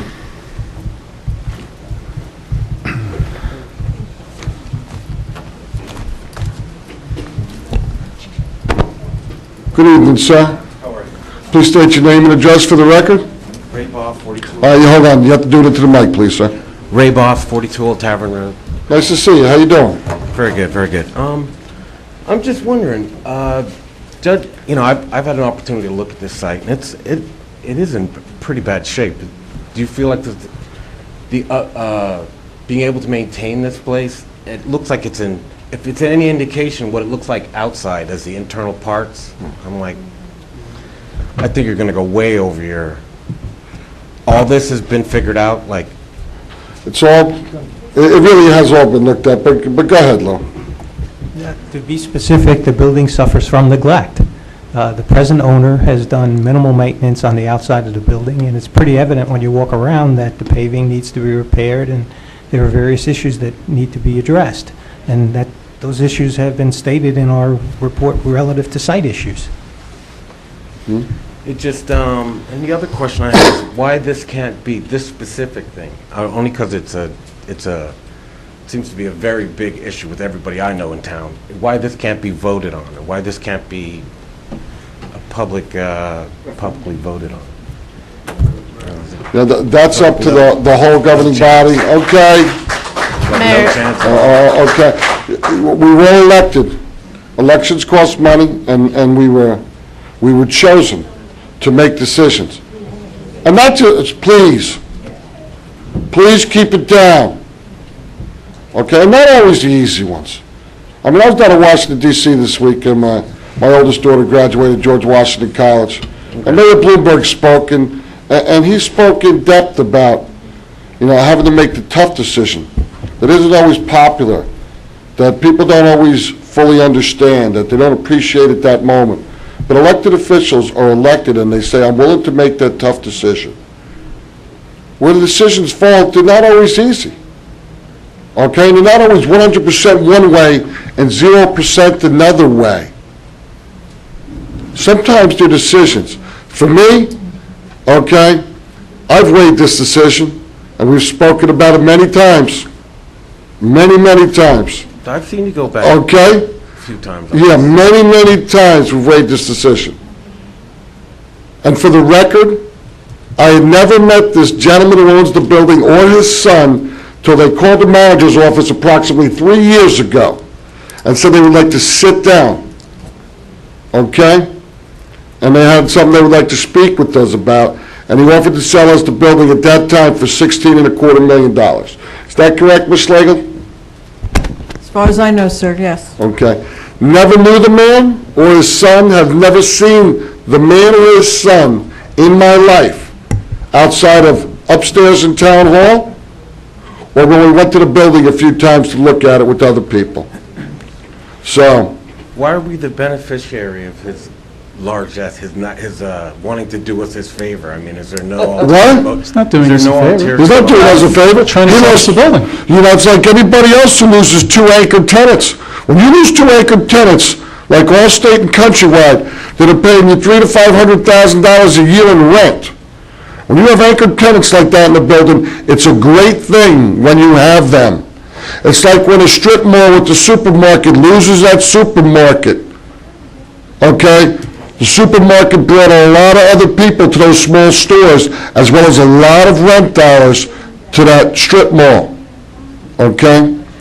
This gentleman had 2 anchor tenants for many years, and this isn't really the best economy to find new anchor tenants like that. He couldn't sell it to anybody else. It's okay. Sir, I just look at the place that it's at. It just doesn't seem like it's in a... doesn't feel like... It just doesn't feel like Howell. I mean, Okay. like, maybe because I live on, Old Tavern. I mean, it kind of feels more rural. I mean, when you Okay. get to that section of Route 9, it just doesn't feel like Howell. I mean, it just...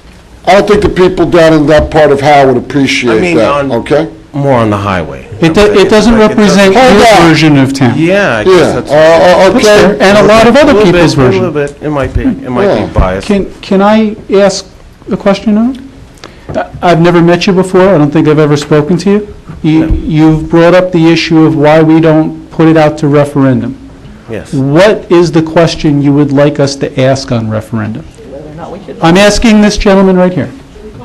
I'm asking this gentleman right here. Myself, I would like a more like an up or down. And up or Like- down on this? On what? Particular, on And if the answer to that is no, would you then like an up or down on any of these?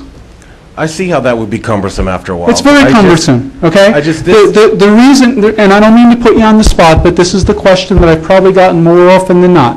Not everybody, the majority of the people who have suggested a referendum to me have said they want an up or down vote on that. But they don't want an up or down vote on the other 3 items.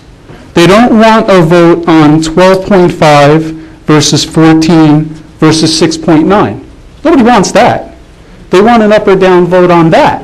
Well, I'd prefer... No, that's not what we're talking about. We are talking, we are talking about, Mrs. Smith, we are talking about every one of these items. Do you think for a second that I would be sitting here wanting to go through all of this with this whole crowd if I can spend $5, $7, or $9 million on making this building capable of all the things we need it to be done? Why do you think we're going through this?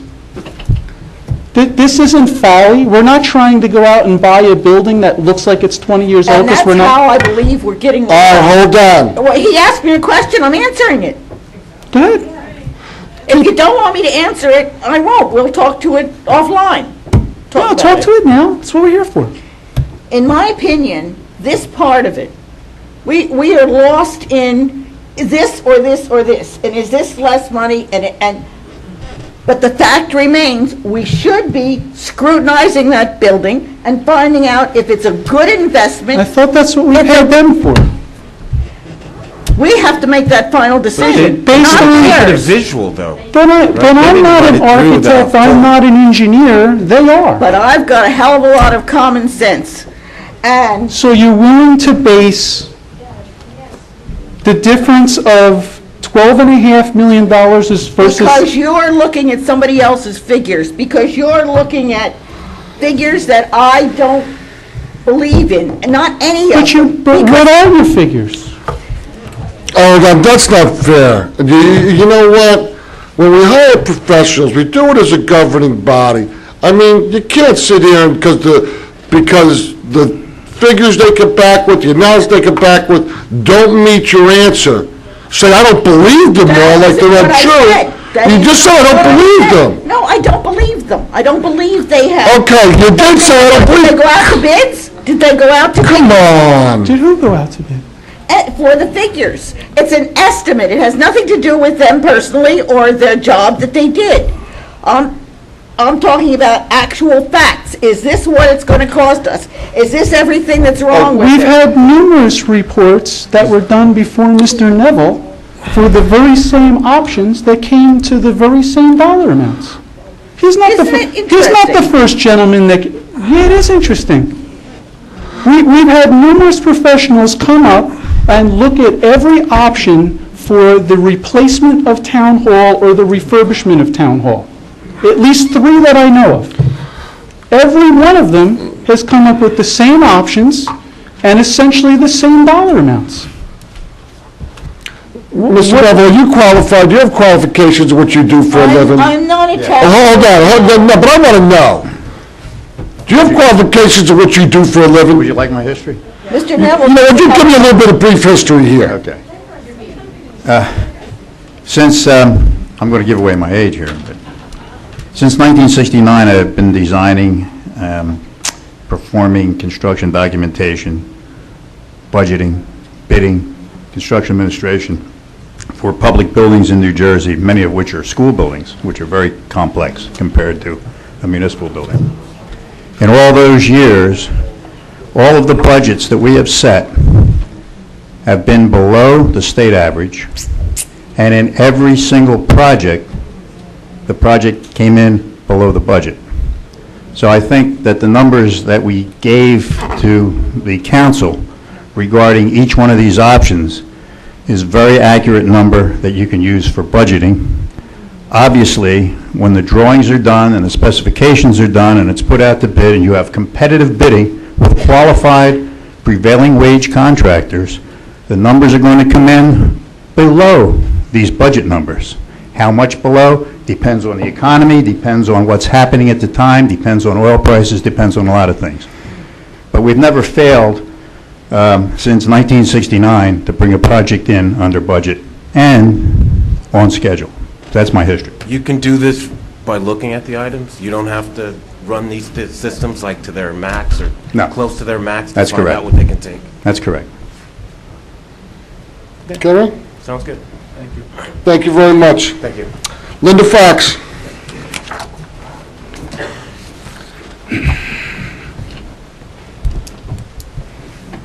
Good evening, ma'am. State your name and address, please, for the record. Linda Fox, 211 White Street. I'm a little concerned about the maintenance aspect. Okay. These buildings are older buildings, yes, but evidently they have not been maintained well.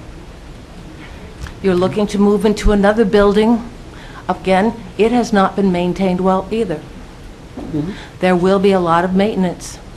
If the staff has not been willing to maintain these facilities we're going on, are they going to be able to maintain the new facilities? Excuse me, Or- one minute. Hold Excuse on. me. Let me, Hold on. let me respond to that for one moment. Go ahead. It is not that the staff has not been willing to maintain them. There are some issues. For example, you say, why don't they paint the outside of the rec building? Why don't they paint, okay? It's not that simple. We have lead paint issues, okay? We were told that we cannot have our men just go in there, scrape and paint. That's not what it is, okay? We have been, the age of the buildings, okay? The amount of staff that we have, and I will tell you this, that the maintenance and the efficiency will improve being in the one building. Because currently, what we're doing is, and I can have the Director of Public Works speak to you about this, but right now, we spend more time driving. We actually drive, it takes longer to get to the building, to one of our buildings, than it takes to change the light bulb.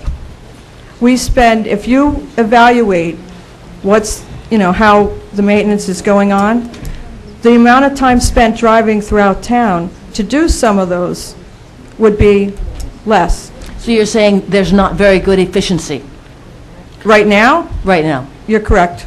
Okay. So maybe something needs to be done in the planning aspect. Well, one of the planning aspect, I think, is what some of these gentlemen mentioned, was the consolidation of services. And if you would look back in 1992 in the master plan, under the facility plan, you will see that they talked at that time to the then manager, who said that one of the problems was that the departments were so spread out. They recognized that in 1992. However, we're in 2011 and we're still doing the same things over and over again. Well, sometimes there are positive aspects about being spread out.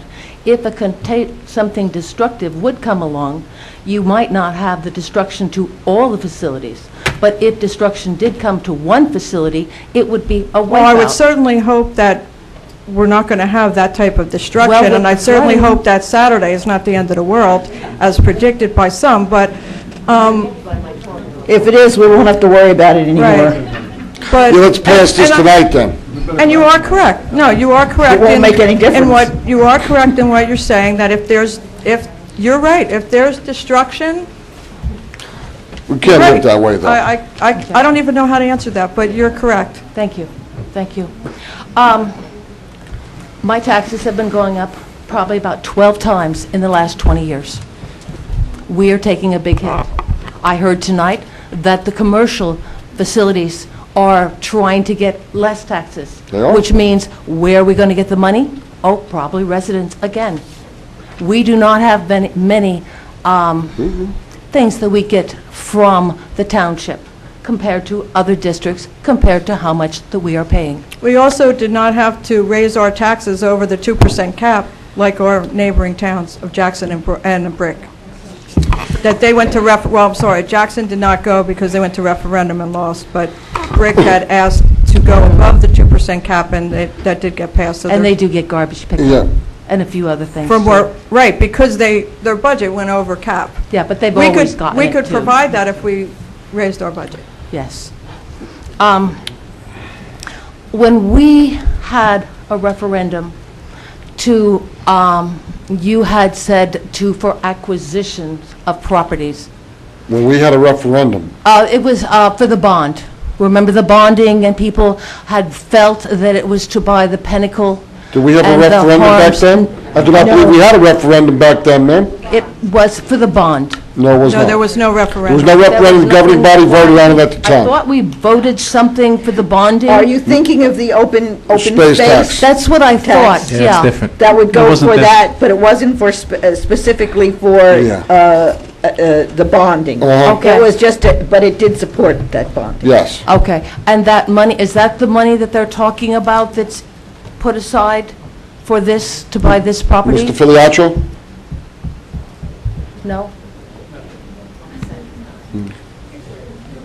The 1 cent of the open space tax, is that what you mean? Well, I thought that we were When you pass- bonding for a few $1 million, and my friends thought that it was because we were buying more land to increase the size of the The reservoir. referendum was for the open space tax that people voted on. You are Yes. correct. None of that money is being used for this. And there was no bond? There was for no the referendum. open- No, ma'am. No. The bond, okay. Because I thought we went out to vote for a bond to buy the Pinnacle and No. Harms No, property ma'am. No, at you one did not. time. No, you did not. No. You went to referendum for the open space tax. Yes, we There was did a- vote for that after Yes. that. It was- there No, was before only- that, ma'am. That was before that. Okay, just so, Okay. really, and it's okay. I think that the population would feel much better if they would have more of a say. Okay. Most of the people that I know are working people. We cannot come to these meetings in the evenings. We have to go to bed early, to get up early, to go to work. So I would suggest, if any way possible, that we could put this to a vote to get the population on board, if that is their choice. Thank you very much, ma'am. Suzanne Weingruber.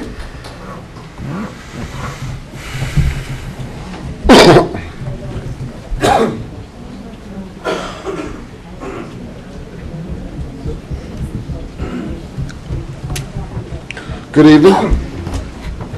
Good evening. Suzanne Weingruber, 25 Princeton Drive. I want to address a couple of things that have been mentioned tonight. The first one, I want to talk about that there's no specific use. First of all, in any bond capital ordinance, and some people I realize don't know the difference between actually going out to bond and the capital ordinance, there's always a use.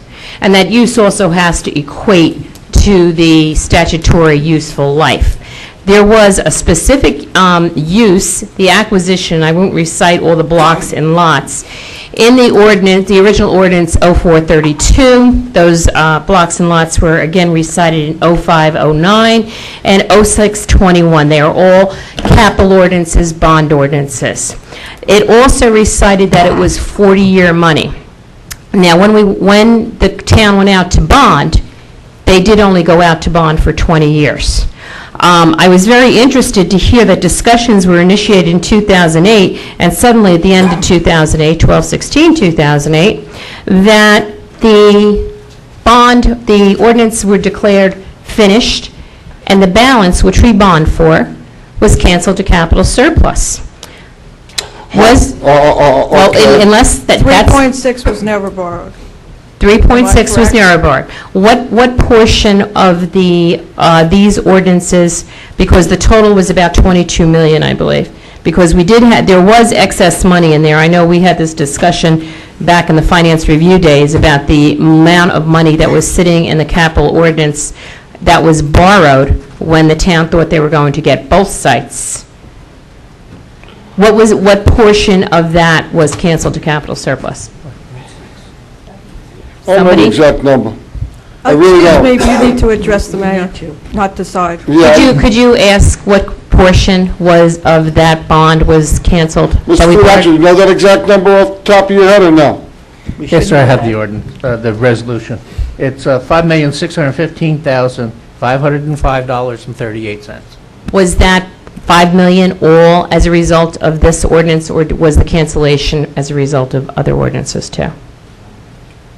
Now, that number is strictly on the Harms Pinnacle, the ordinance. 3 ordinances. It's 5 million, how much? 5.6 million. 5.6 million, roughly. Thank you. 5.6 million we actually borrowed, and we did 40-year use, but 20-year bonds. Were the bondholders ever notified of that cancellation? That it was canceled less than, I guess, 2 years, 3 years after we borrowed it? No. You don't have to glare at me. No. They weren't. Okay. Good to Write know. that down, though, so we have that. What, that the bondholders were notified? We're not notified. They were not notified. Okay.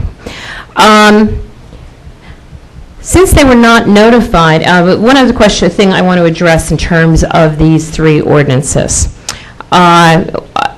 I was one of these people who supported the original acquisition of Harms Pinnacle because it protected the Manasquan Reservoir, and it was one of the last big open spaces. The county had expressed an interest in going in with us. They were rejected. Some other people who were on the council at the time had big ideas about putting huge complexes. I see you find this amusing, Mr. Walsh, because you remember this. You campaigned on it, as a matter of fact. And I believe the words you used is that you would not do any major acquisition, not bonding, acquisition, without hearing from the voters first. When I did support this because we all supported it. We thought it was a great idea. I see Mr. Costigan sitting back there, and I know he got up and gave a great speech. And there was discussion that night that part of the way that it would be paid for was with the open space tax. To the best of my knowledge, that roughly, we take in roughly 1.3 million. That 1.3 million has been offsetting the repayment of this particular bond. And even though you canceled it to capital surplus, you're still paying for the bond, and you're going to do so for 20 years. The original bond was 20 years. I believe the expiration date on it is 2025. Okay? Is open space tax still paying down this money? Is it? Mr. Filiaccia. The open space tax is paying down that portion of the bond that went for the Green Acres money. That would be Bonham Park, and Soldier Memorial? Soldier Memorial, Price property over at Echo Lake, and... Malawi Park at Freewood Acres? We own that property. That was, but the only portion of that bond that's being paid for from the open space money were the Green Acres lands, So not it's- Harms Pinnacle. There was no money from Horace Hill, because there was discussion that night. No money was dedicated out of the open space for that, nor has any money been withdrawn from the open space account to offset any of the debt regards to Harms Pinnacle. Okay, but there was a specific purpose, so I just want to clear that up. This, I believe you talked about having the ordinance introduced tonight. I don't see it out on the bulletin board. I did go to look for it. Is there a copy available for the public? Copies are available at the end of the table, but yes, Thank you. I did post it myself. It's not there. Just so Well, you then know. someone stole my ordinance. Okay, just so you know, thank you, Penny. I have great confidence in you. I want to point out that as a 12, and it's roughly 6.9 million and change is the amount that you're introducing, and generally when an ordinance, you've canceled it to capital surplus, so you don't need to go back and amend the ordinances. However, the balance as of 12/31/2010 in the capital fund, the cash balance is $6,964,800.43. You think you're cutting yourself a little short? Because when you reduce that, even if you throw in the capital improvement fund and you throw in various reserves, the whole cash balance, the balance analysis of general capital cash only comes to $10,085,000 and change. That means that is the place where you go and get your money for down payments on improvements. And it's nice to say, you haven't given us a purchase price, that $6.9 million is going to cover the purchase price and all the repairs. Thank you, Barbara. It's going to cover all the repairs.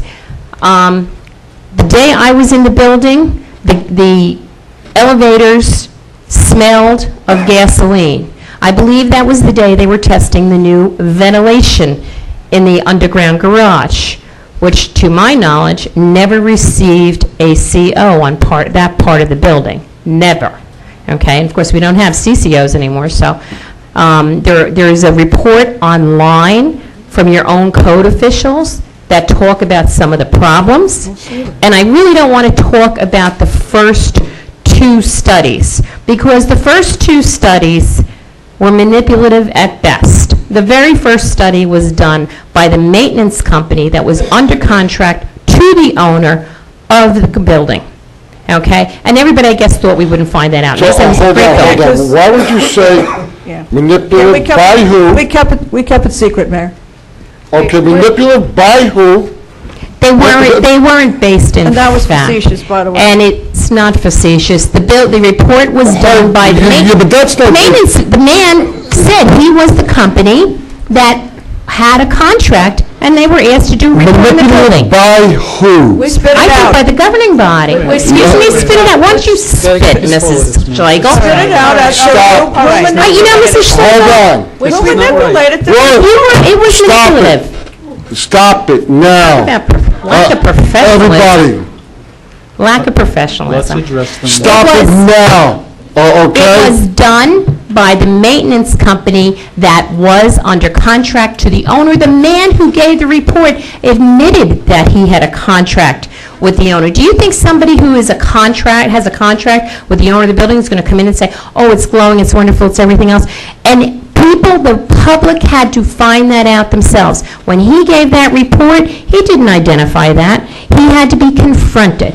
The second report was done by a space utilization company who claimed they were on state contract. They're on state contract, but they're on state contract to sell furniture. They are not on state contract to do space utilization or design studies of buildings or even to come in and do maintenance studies of buildings. That was the second one. Okay, So now we've what had... does that mean? I think people have been trying to buy this building no matter what shape it was in.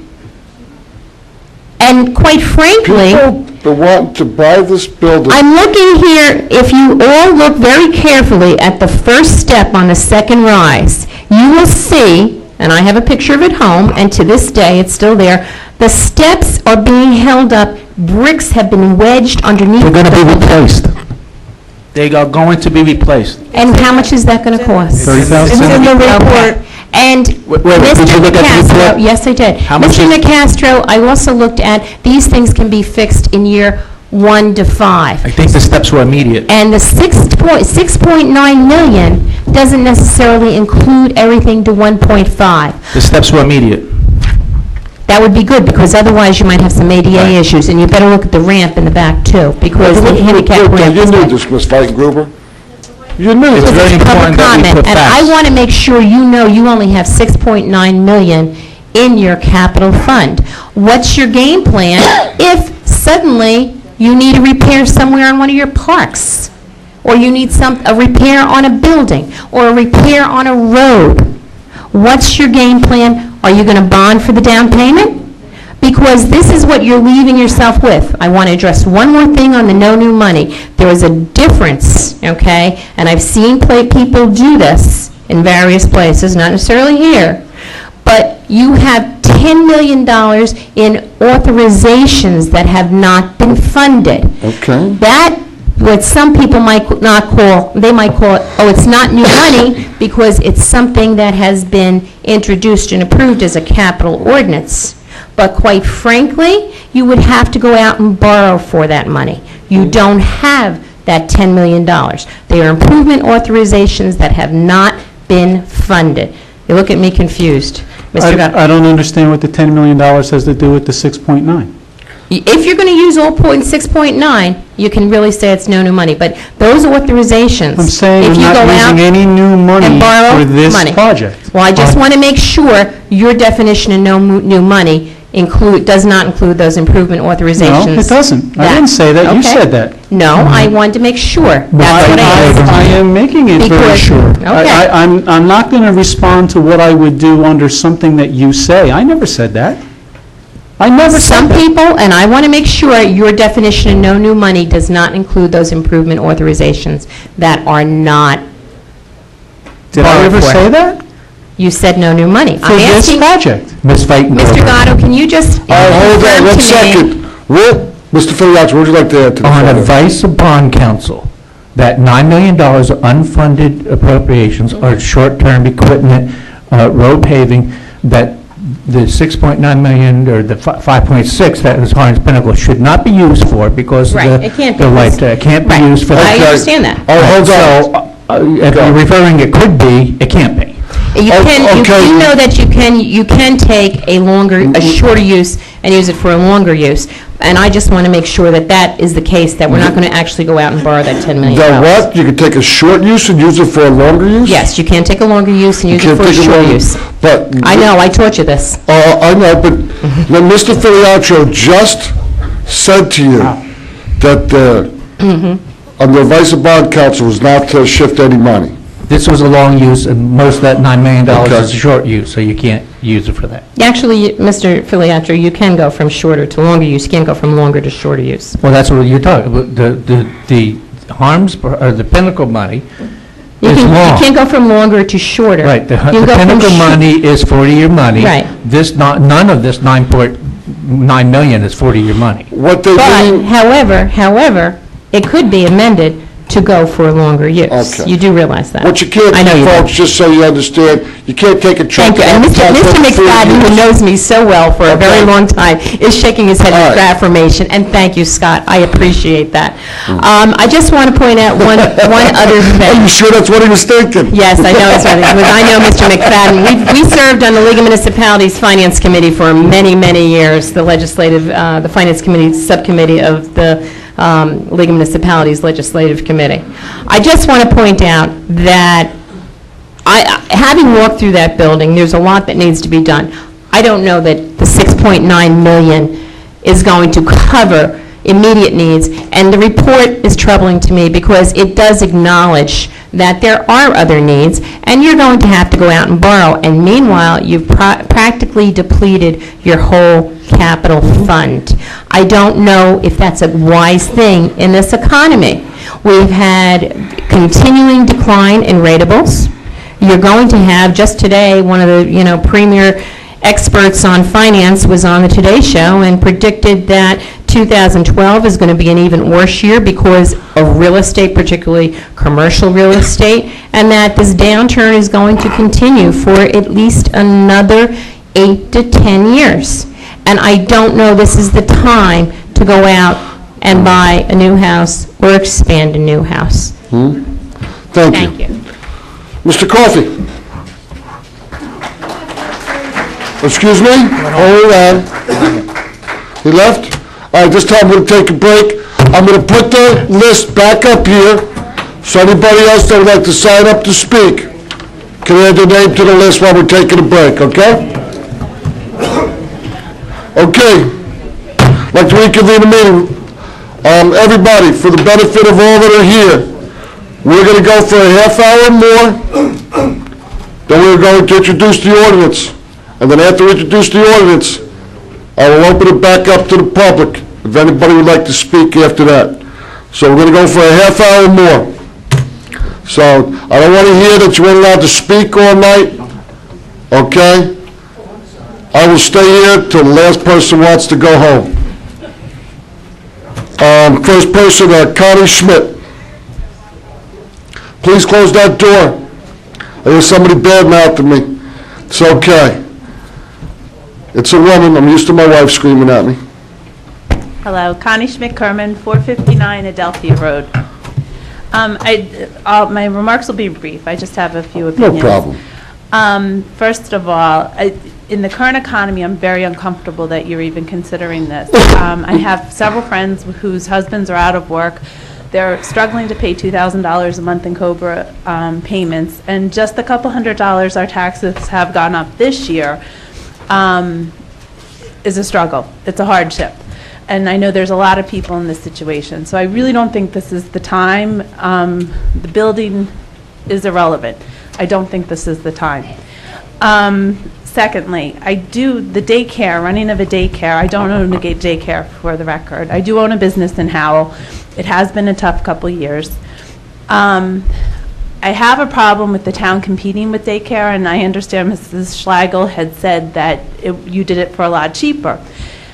I know daycares who are struggling right now for enrollments because people are out of work and it's a horrible cycle. And when the town's able to offer these things for a lot less, and I have a lot of respect for the Department of Rec, they do some great work in this town, but I don't think they should be running daycares to compete with local businesses. I also don't think the town should be a landlord. Right now, I'm in a position that I can take my business to one of 5 strip malls down the road that would give me about a $600 decrease from what I'm paying right now. So I don't think it's a very good time to make this decision as well. But the biggest point that I'd like to make, and I wasn't involved so much years ago when the reports came, and no offense to this consulting company, but whoever gave you guys or the Board of Ed the report that said that we needed 3 middle schools and umpteen elementary schools, and now we're saddled with these buildings that we don't need, that are not at capacity. And still paying for them. And still paying for them. I never understood why 3 middle schools was efficient when you have to pay for 3 principals, 3 vice principals, cleaning staff for all 3. And We need to see you at the Board of Ed meetings. But for years, I've driven by the schools wondering this now. My kids are now in these schools, and I appreciate everything that the Board of Ed and the town does and that we offer, but it just seems extremely inefficient. So I'm very nervous when we're talking on such a short dollar here about reports and people's opinions. I don't hold as much value to professional opinions after realizing that was paid, that whoever paid for that report should have lost their job, in my opinion. Because we paid dearly for that report up front and ever since. So thank you. Thank you very much. Captain McKee.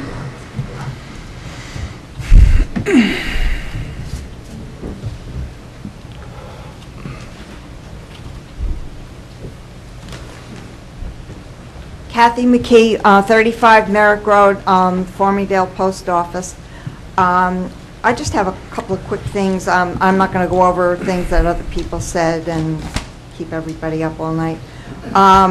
The one thing I was concerned about, having utilized that building services, going to physical therapy a couple of times, was the very awkward entrance and egress from that building, and the traffic patterns in the surrounding area, and I was just wondering whether that was taken into account with the expenses. I don't know whether the state would bear the cost of, you know, the area adjacent to Route 9, but I can't see that working for a bunch of people coming in at the same time, like, say, for coming to a council meeting, or even employees all coming in, because you're talking about people from multiple buildings now, all going into one building around the same time, and to me, the traffic there seems like a nightmare.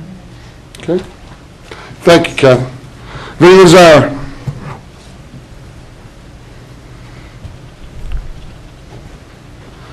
Please state your name and address for the record, please. Good evening. Vinnie Lazara, 10 Southgate Drive. One of my questions is, if we do go ahead with this purchase, what's going to happen with the existing buildings? That'll be discussed at a later date. Certain buildings, there's going to be many options. Some may be sold, some may be taken down. We've tossed around many different ideas. All right, well, one of my concerns is the fact that, you know, whichever way we go, these buildings have to be taken care of. And from what I understand, there's environmental concerns, asbestos, whatever, that's additional remediation costs on top of the purchase of this new building. The overtime, I mean, over time, different things will happen with different buildings if this purchase goes through, yes. I mean, we've talked to Congressman Smith. We've been in contact with his office. The veterans are probably losing a building at Fort Monmouth. We've discussed that. You know, we've talked with the county. We've talked with the state. There's a lot of different feelings out there, so there is nothing definitive, sir. But will something have to be done with the buildings over time? Yeah, but my point The is answer is yes. that's an additional expense that the taxpayers are going to have to foot the bill for. Well, what happens if they're sold? Hold on. If. Okay. You know, I'm saying, you know, there's different things that could occur. Okay, So- I'm just now- And if they were all kept, would it be additional expense? Yes, it will, sir. Okay, I'm trying to keep an open mind with the Okay. whole, No problem. whole thing, but. I'm sorry, Mayor. Good. I'm sorry. There's just no definitive answer today on what would happen with every building. I've been on the record that I would like to see some minor things done to this building if we left this building, to where it could still be of use for some different organizations. Do we have a breakdown, a line item with the remediation costs and, well, the engineering report for Yes. these buildings? Yes, we do. We have some different reports. We have reports going back a ways, correct?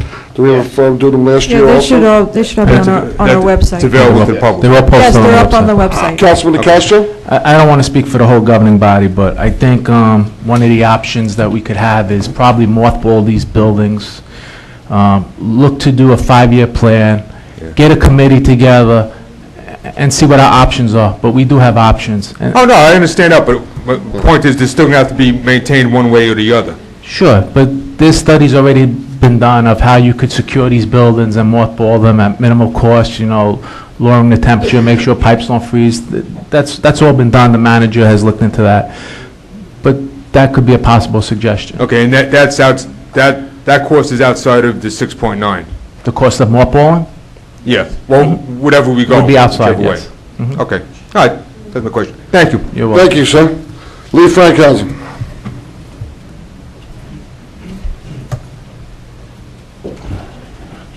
Hello, Lee Fankhauser, 51 Richard Road. How you doing? My first question followed up on the previous talkers, and I know that when Councilman Gatto and Councilman Castro were talking, and they were saying that... Deputy Mayor? It's fine, Deputy Mayor. They were saying that 6.9 million is the cap number, that if it were to be exceeded, then it's a no sale. But But there are quite a number of items that are in the realm of gray, like this building and the buildings that surround it. If the purchase were to go through, then we're talking about maybe this building would be sold, but maybe not. It would be mothballed, or maybe not.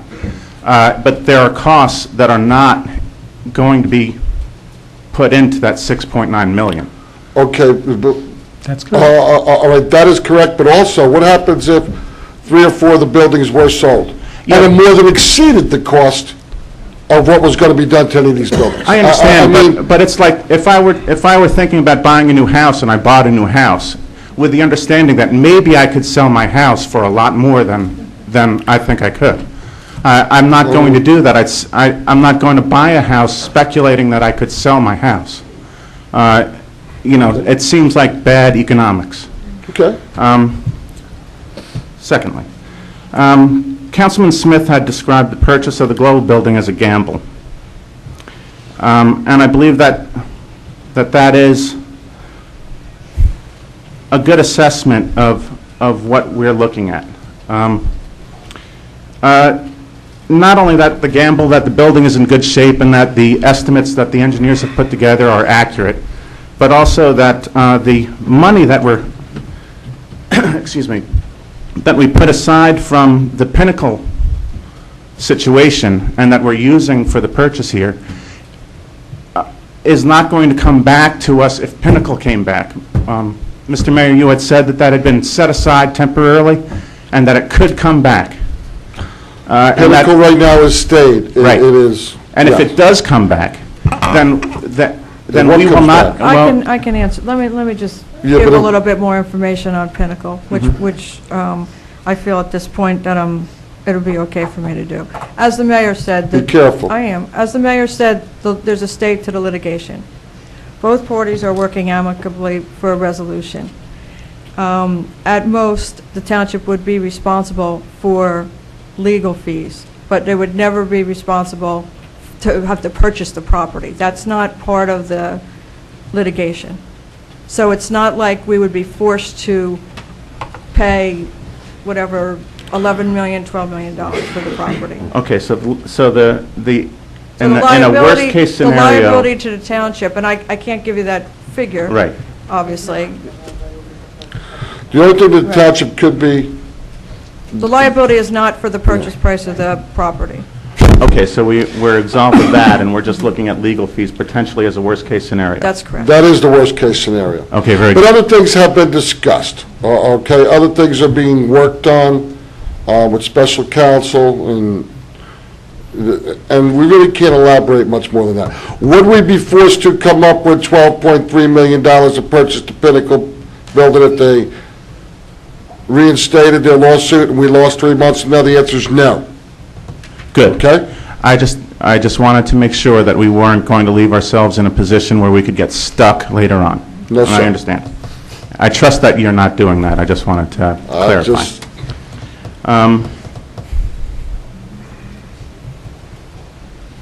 We had discussed how putting this up for a referendum and also looking at the other potential costs associated with the refurbishment of this building or building a new building, looking at 6.9 or 9 or 12 million dollars, depending on what option we were looking at.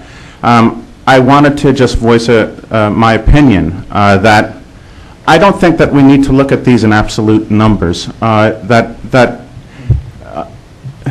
Let me make this in a two-part question. First off, to the engineers. Are we unsafe? no, just me. I'm sorry, Mr. Mayor, are we currently unsafe sitting in this building right now? Is it unsafe for us to be here? That's somebody's opinion. No, I'm asking you. I have no notion. Okay, hold on. 30 years ago, I was looking at advertisement that smoking was good for you. I'm not asking that. I'm asking, are we safe to be sitting here now? I don't know. Well, Yeah, yes. Mr. Neville said it was okay the last time he was here. Yeah, but they said they don't trust Mr. Neville, so I guess that part of his answer I'm not sure about. If you're trust Mr. referring Neville. to me, I didn't say that. I said I didn't trust figures. I don't believe Mr. Neville.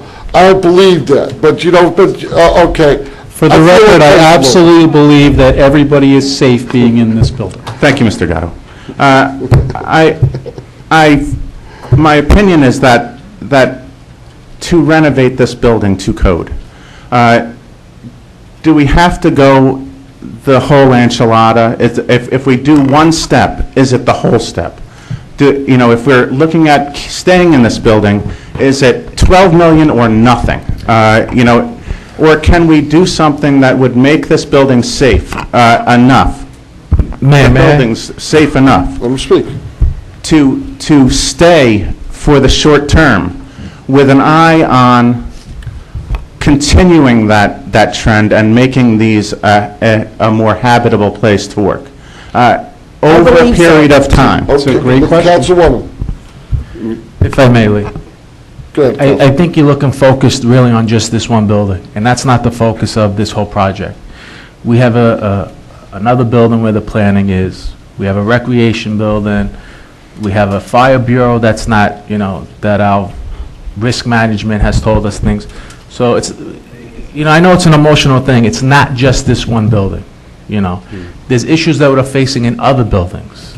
We have to get the people out of that other building, for one, and where are we going to put them? So. Hold on, folks, please. I just want you to understand that it's, it's not just getting this one building up to code. It's multiple. I do appreciate that clarification, and I do understand that. And some of us believe that it can be done in stages, to build something small next to it, build onto it as we go along, and take the people out of the buildings that need to be taken out of, put them there first. It's an investment. I look at that kind of a thing as an investment, as opposed to a gamble on the global building. Okay. Well, yeah, you're touching on probably the most important item that was discussed since we got here at 7:30. And I think the thing that is we're all struggling with, and I've struggled with it from the first time I saw the reports, is I actually do agree with Mrs. Smith that if we had the option to do things in a staggered basis, just as you suggested, keep us safe, get rid of all the environmental stuff that everybody is telling us that's bad, roll in another addition, we're writing all the other buildings off. I've yet to hear anybody tell me that we shouldn't be doing that anyway, so at least we're on common ground there. But at the end of the day, no matter how we do that, or when we do that, or how far we protract that cost to do that, I still have not seen anybody show me that the number doesn't add up to the same dollar amount. But and whether we do it piecemeal, skimp a little here, I still truly believe that at the end of the day, we're 10 million plus. Maybe it's not 12. But if the cost to me is 10 million, and I still have a 110-year-old building, and I have a $6.9 million option that's not a 110-year-old building, with all of the other negatives that everybody is pointing out that I'm not objecting to, traffic, location, even the look of the building. That's what's weighing on my mind. So I'm getting to the same point that you are, but we're just taking different paths. And if I could just add, Lee, that doesn't even include the infrastructure. We don't even have a sewer up here. We have a failing septic up here. We don't have water up here. Nobody can drink the water here. They're drinking, that's another issue that has to be, dealt with. It just amazes, I'm going to leave my comments for the end, but I just want you to know that those are other issues. But the questions that you're asking are very meaningful. Yeah. And you are asking, the way you're asking the questions is the exact same way that I've asked the questions to every one of these people that's presented us and given us ideas and put together plans, and conversations I've had with Mrs. Smith. So we're on track. Okay.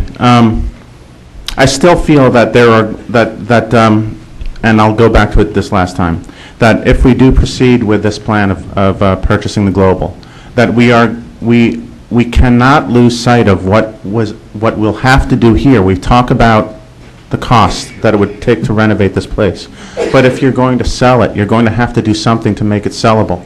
If it's a value that you can assess, then it's a value to the to the community here. And to take it down, then it's going to be a cost, or mothballing. To have it here is going to be a cost. So we can't just say, the purchase is going to be 6.9 and we'll deal with this later. This is an integral part of that. It's all one thing, because you're leaving this behind, and it's still on us. All right. And then my last comment is that it's more it's outside of financial. It's more or less just in a community, for the community. I truly believe that this is the center of Howell. We don't have a town center. We don't have the center of town to go to. This is it. In going out of this place and taking it down or selling it off, you're taking a big part of the community out of the town. And I think that there is value in the character of this place. And I think that there's value in the centralized kind of organization that this area has. I know that you have to drive from planning to here or whatever, but I think that there are things that can be done to eliminate that. I mean, in businesses, people do commerce intercontinentally without having to go to their offices. There's scanners and faxes and internet and email, and people can communicate very clearly and transfer documents without leaving their chair. And that is not expensive to get set together. And you can do that.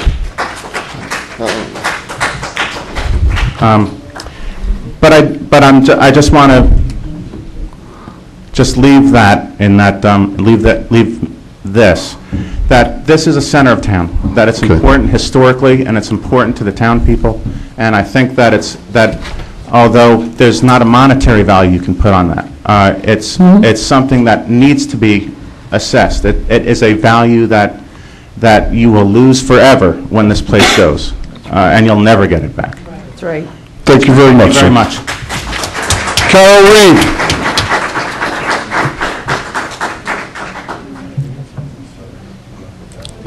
No, I never, that's okay. It's okay. Falling asleep. Okay. Are you, Carol? Yes. This early? I have to, I've seen you up kicking at midnight. no, 10 o'clock. 10 o'clock. Name and address, please, for the record. Carol Reed, 172 Fort Plains Road, next to Toscama.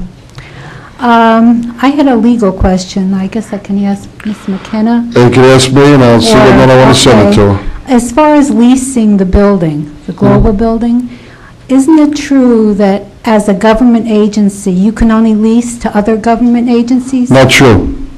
I would like to ask. It's not true. Not true. It's not true. Okay, well, I've heard that it is. Okay, but that's the answer. Just because you heard, and Carol, all due respect, the answer I'm is, bringing it up for a reason, because you expect to make money or, whatever. Well, from leasing the half a building you don't use, correct? if it works out that way, yes. You could. If it works out that way, yes, absolutely.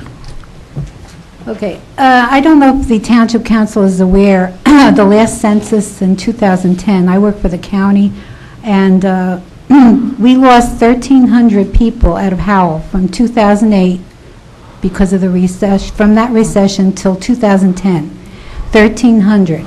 In the Monmouth County, this is census figures. From 2008 to 2010? That's right. The census figures show that. It was a census, I just want to be clear, but was there a census done in 2008 also? No, but we have figures from the planning board that give the year before census. They do that by construction, how many people, how many houses are built, et cetera. The county planning board does that. And They do estimates, though. It's they not do a- estimates, but very close, because they have houses that, how many houses are built, how many people they expect, through those houses. Carol, with all due respect, though, that's because of smaller families and stuff like that. We have more homes right now in Howell Township than we had in 2008 and 2011. I also wanted to say it's county-wide, between 2008 and 2010, 39,000 people less in Monmouth County. This is a trend. Last year, we closed one school. You know, we have to look at that, the figures of how many people are actually moving out of the town. Okay? I'm sure you're aware of that. You know, you're in the mortgage business. There's not a lot of housing being built right now. We've added a couple hundred homes in the last few years. My point is that the economy is not the greatest. People can't afford the taxes. I mean, if I could move to South Carolina, wherever I would, you know, where it's cheaper. People are moving out of New Jersey in droves. They're not. We're losing more people than are coming in. Last year, we had a furlough every other Friday in the town to save money, the whole year. And you laid off of maybe 20 public works people between 2008 and 2010. Laid off? Yes. Aren't there less public works people than there were? We lay off everybody, ma'am. How many people? The only thing we've done is do attrition over the last 4 or 5 years, and this trend started like 2004. How many people work in public works now? I'm not, I don't know that exact number. Mrs. Schlegel know that? Ms. Schlegel, but none were laid off. George? I just want to, Yeah, about 46. About 46. and how many were here in 2008 around? Just ballpark. 48, 49? There were, The last probably administration about 49, laid off, yeah. Carol. We didn't lay No, off. you The did not last lay off. administration laid Okay, people off. But we have lost several through attrition. Through attrition. Okay. You're right, though. We don't have as many people Yeah, on the well, road I'm crew and speaking maintenance. because of the last snowstorm winter Yes. we had. You know, I think they came around once on my road in a week because there's not too many employees, I assumed. Also, the leaf pickup, I don't think it was done this spring, you know, so. I'm just saying, Okay. we're in dire straits now, you know, economy-wise.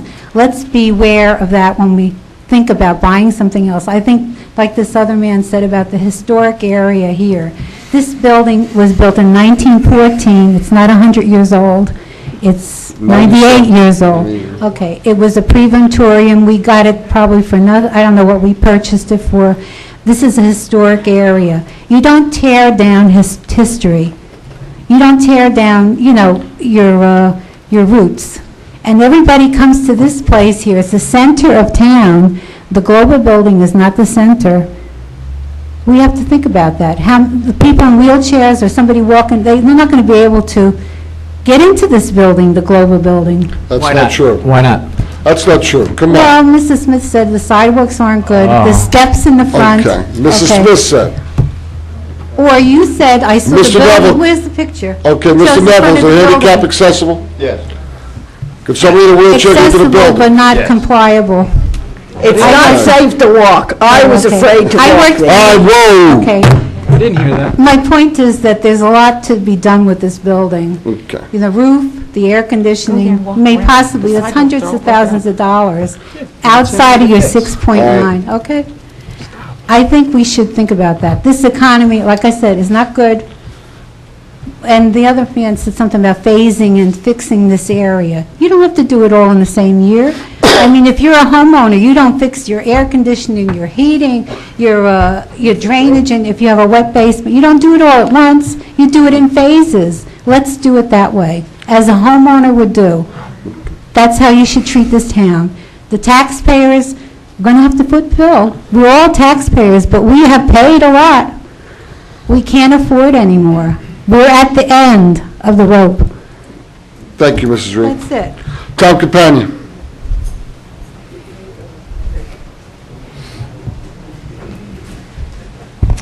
How you doing? Tommy Compagno, 9 Kettle Court. I just have a comment. We have an election, we vote our officials in, and I feel comfortable with the decisions they make, and I think they'll make the best decisions they possibly can. I think they hire the best professionals they possibly can, and I don't think anybody from the council or the professionals want to hurt this town in any way. So I think it's a good thing. I think we should do it, and I have faith in the government body that we elected. Thank you very much. Thank you, Mr. Companion. I guess not all of us then. Thank you, Mr. Companion. I appreciate that. We're going to have one more person, former Deputy Mayor Ron Malave. It's you. The gentleman behind Malave Park. Good evening, Mr. Mayor and Council. Name and address for the record. Juan Malave, 69 Gladiola Drive, Howell Township.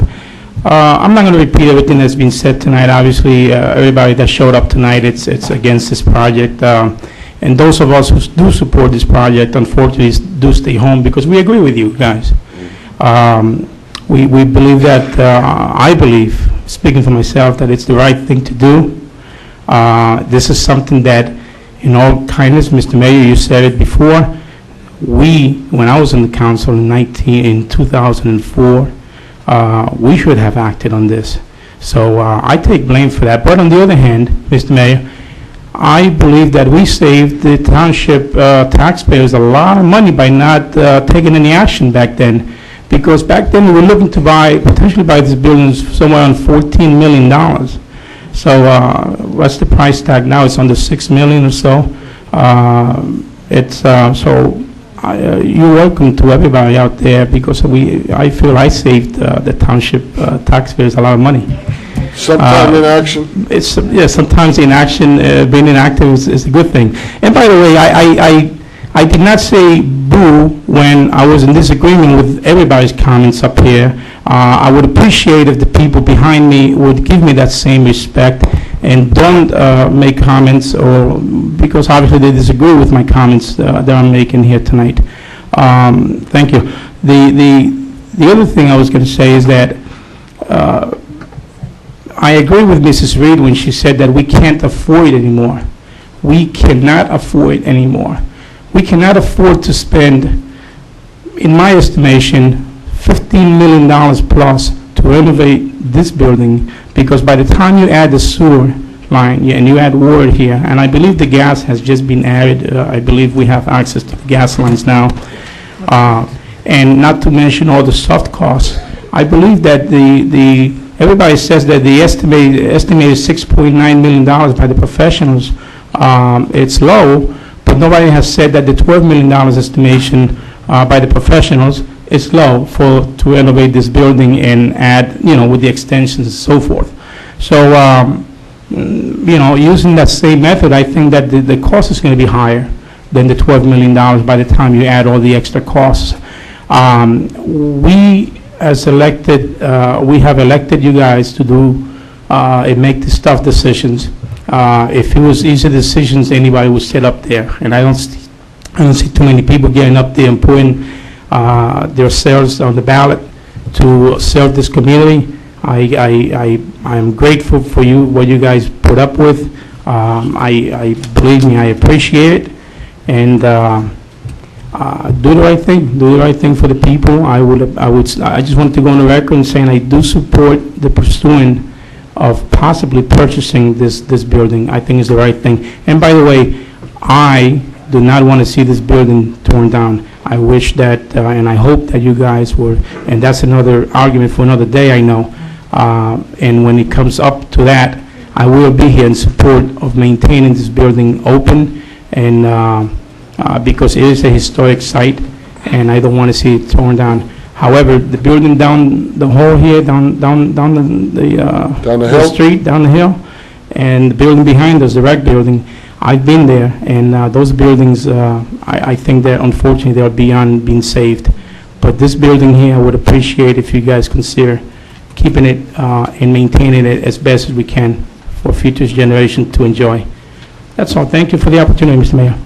Thank you. Thank you, Mr. Malave. Just so the public knows, we're going to have to get sewer out here for the buildings, the 3 buildings, Public Works, the library, and the police building anyway. So it will be an expense we have to face. Why? I'm not, Why is that? yeah, I'm not too sure. Because there's no other way to do it. We have to get, it will have to be done. Sewer will have to come to take care of those buildings because they're so low, because the water table, because the vicinity of the river. It'll be a constant problem until that happens. Okay. It isn't up here that's the problem, it's down there.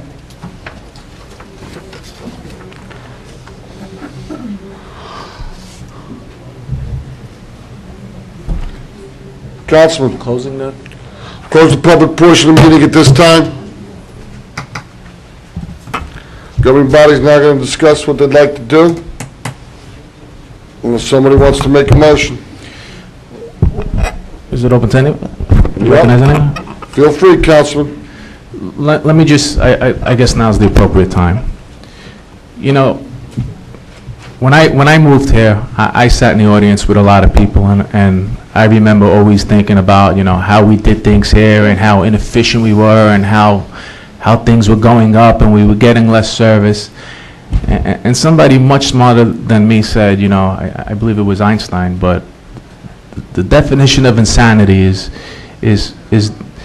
can you continue to do the same things and expect different results? And basically, that's what we would have here. You know, I ran for elected office because I wanted to make change. I wanted to make things better. Ms. Smith, do you want, Ms. Smith, do you? Councilwoman, please, all right? Okay, I'm sorry. Good. I've also publicly stated that if I had my way, if it was financially, you know, feasible, I would love to stay here. You know, this is, I also believe, is a beautiful building. And I've never said that I want to see this building come down. I said that I wanted to see options and plan, because these are the things that weren't done. So when I ran for office, I said that I want to make improvements to this town. I pay taxes in this town. I have 3 children in this town, a wife, and I pay a lot of taxes. And I'm equally frustrated with the amount of taxes, and that's why I threw my name in to try to do something better. You know, so I removed the emotion of where town hall is. I've heard from people that tell me that, you know what, they like where it is because they live over there and it's closer to them. I've heard people say that they don't want to come here because they're afraid of hitting a deer at nighttime. The roads are dark, the roads are narrow. So there's all a bunch of opinions, but that's not what this decision has to be about. To me, this decision has to be is, can we improve Howell Township? Can we do something better? Nobody wants to raise taxes. Can we make it more efficient? Can we just do things better? And I got to tell you, I spent probably 50 hours plus looking at every report, reading everything, going to the building, talking to people, and that's the only clear conclusion that I could come up with. So, you know, I'm hoping that, you know, people will say in 4 years or, you know, whatever, that, hey, these guys did the right thing. If not, listen, you know, we all go to the poll and we all vote. And I'm fine with that. But keep it down out there. If nobody else has anything, I will definitely make a motion to introduce. So I don't know what the other council members want to do first. Councilwoman, would like to say something? Yeah, I would like to stay on. All right, Councilwoman, go ahead.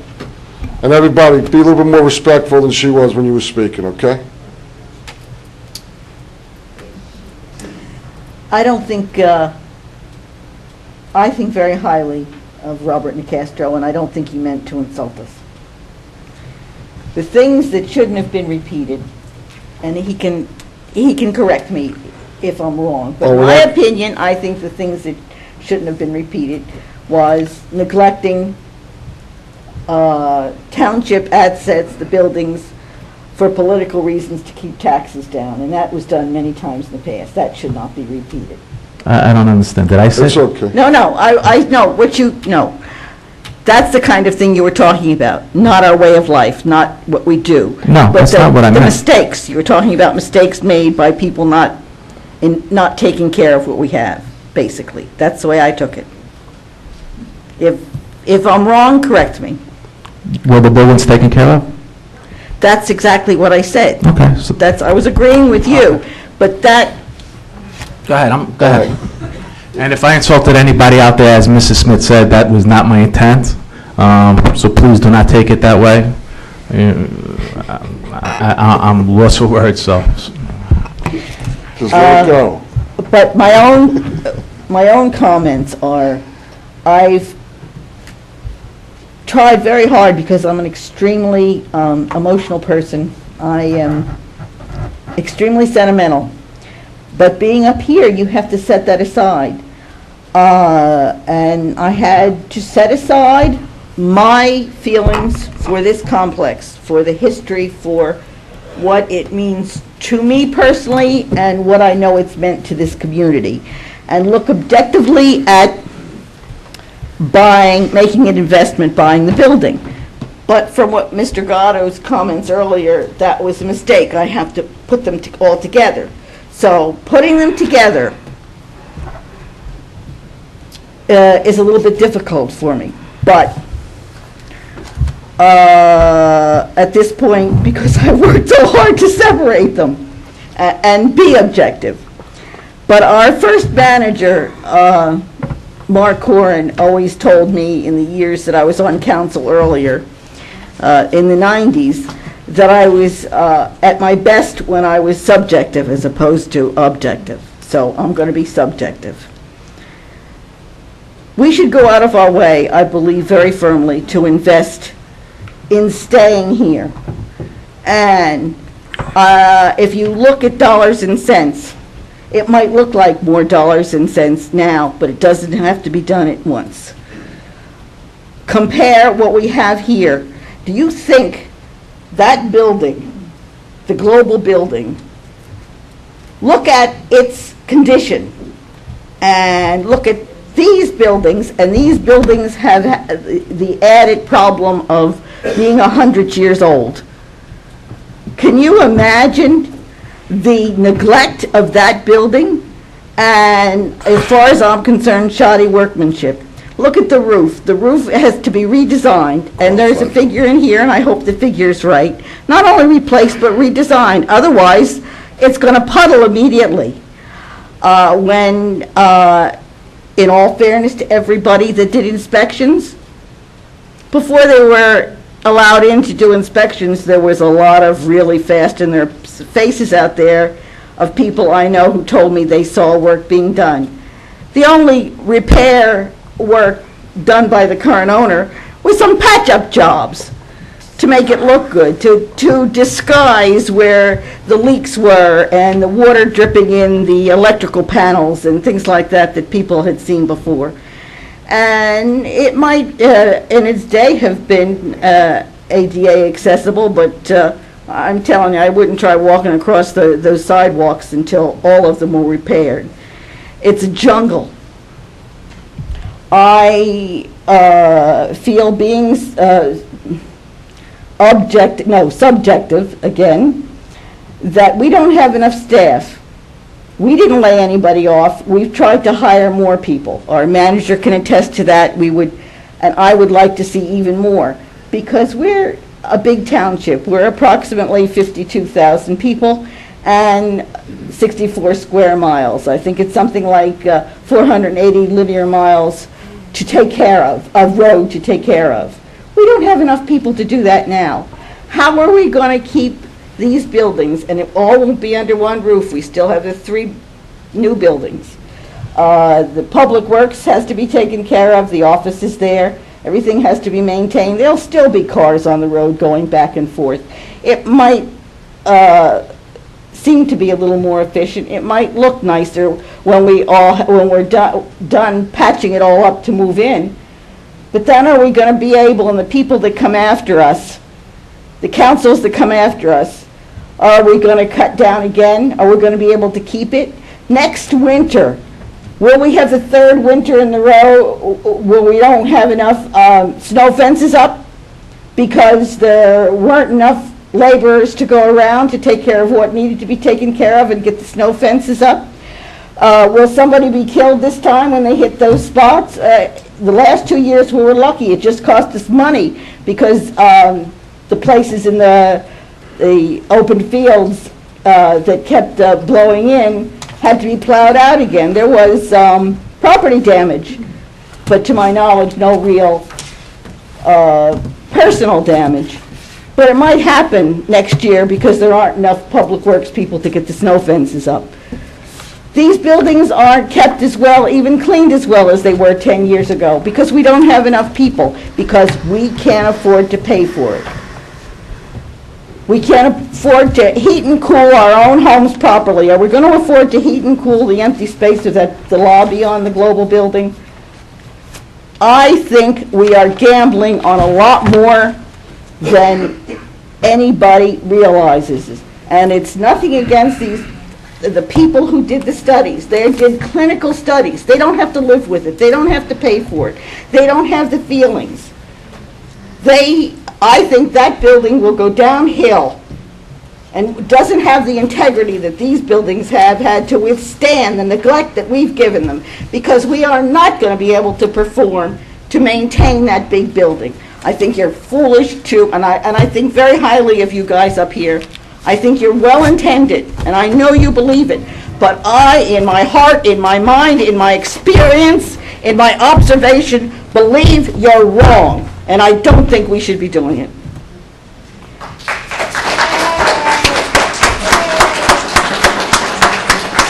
One quick point I'd like to make in my Well, guys, ended that. You were on your game right there. Ended that.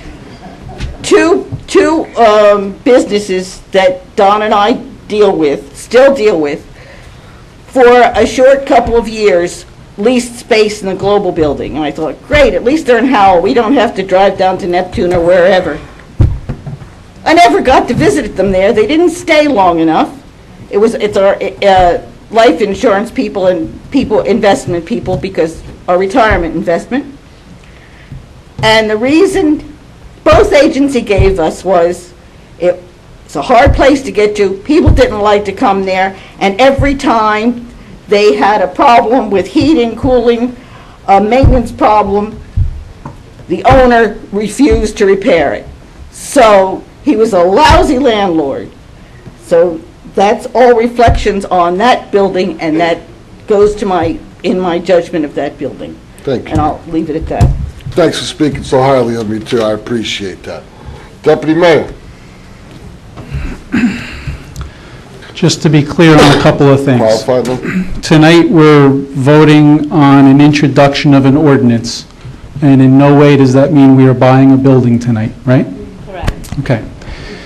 To not introduce that and to not get every T crossed and every I dotted and talk about a purchase price and put this to bed once and for all, up or down, would be ridiculous to me. We don't know what the building cost. We don't have a purchase price.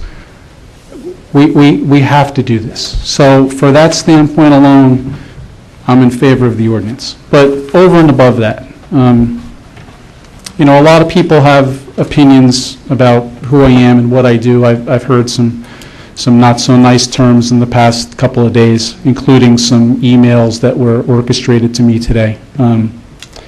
You can say what you want about me, but I've tried to follow through this process as best as I possibly could.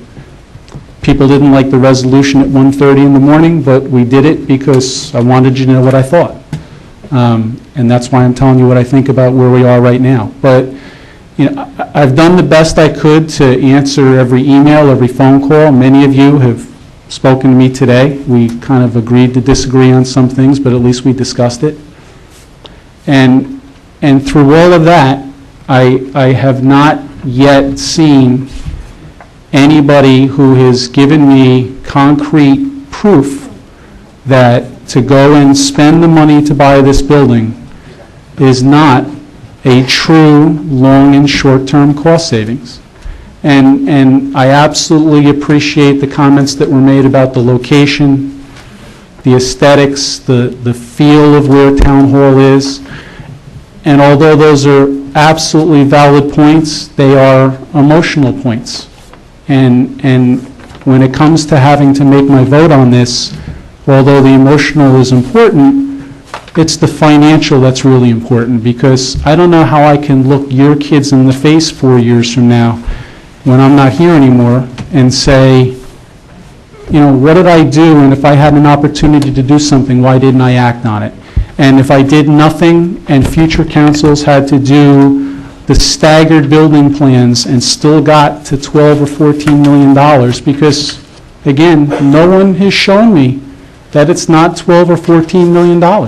I haven't seen it. I haven't seen an email with a plan with a cost structure or a business card from an architect who can prove anything that it's not $12 to $14 million. Please, between now and the final passage of this, show me. I want to see it. I'm still asking you to see it. I'm not seeing it. So based solely on that, I have to be in support of doing this.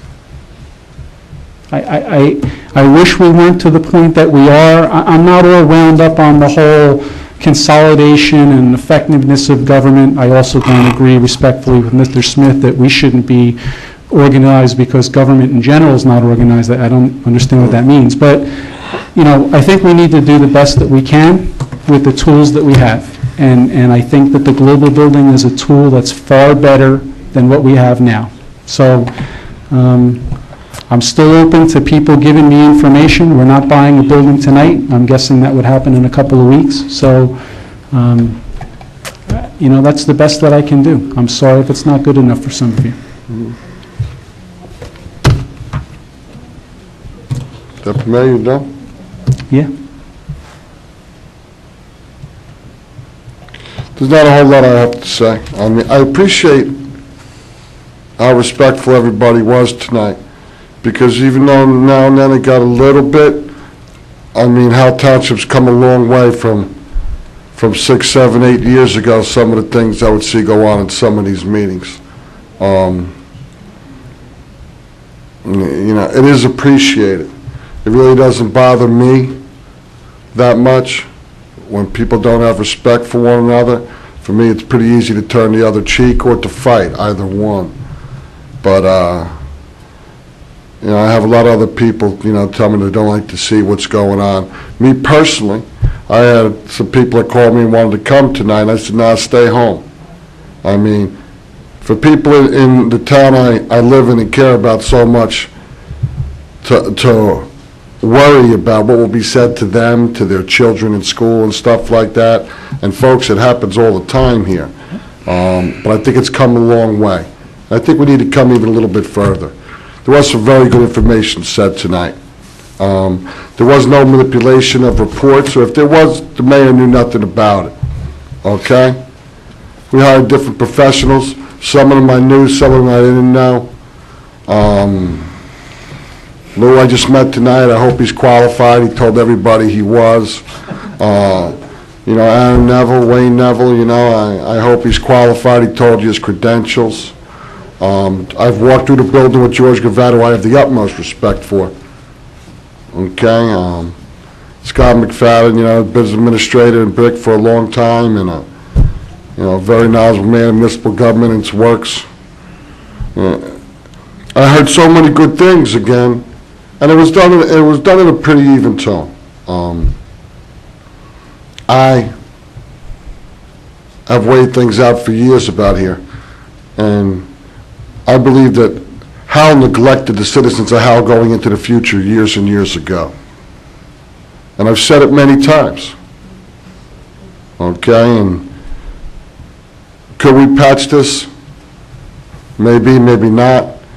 I mean, I saw reports when I first came on the governing body. One of the first things handed to me was 4 reports of buildings that go right next door over here in the parking lot for 16 to 25 million, and that was 6 years ago. 16 to 25 million dollars, and materials got no cheaper, folks. Okay, and that has nothing to do with water being run here or anything like that. Should things have been done a long time ago? The answer is yes. Okay, I go to see my mother, I drove my Manalapan's complex that was properly planned 15, 20, 25, 30 years ago, and watched how it's progressed. Fields progressed. How was time stood still. And now we're left with a 97-year-old building that is in better shape than a couple of the other buildings we have to use every single day. That building at the end of the street should have been torn down a long time ago. Not tomorrow, a long time ago. Our fire bureau, it's sinful. Our recreation building, how can we call that a recreation building? We can't even let children in it no more. But we call it a recreation building? How needs to move forwards? And I don't disagree. I mean, me personally, if I told you my whole vision of what I would hope to happen 10, 15 years from now, I believe buying this building gives this town options going into the future. It could be a town hall for the next 20, 30, 40, 50 years.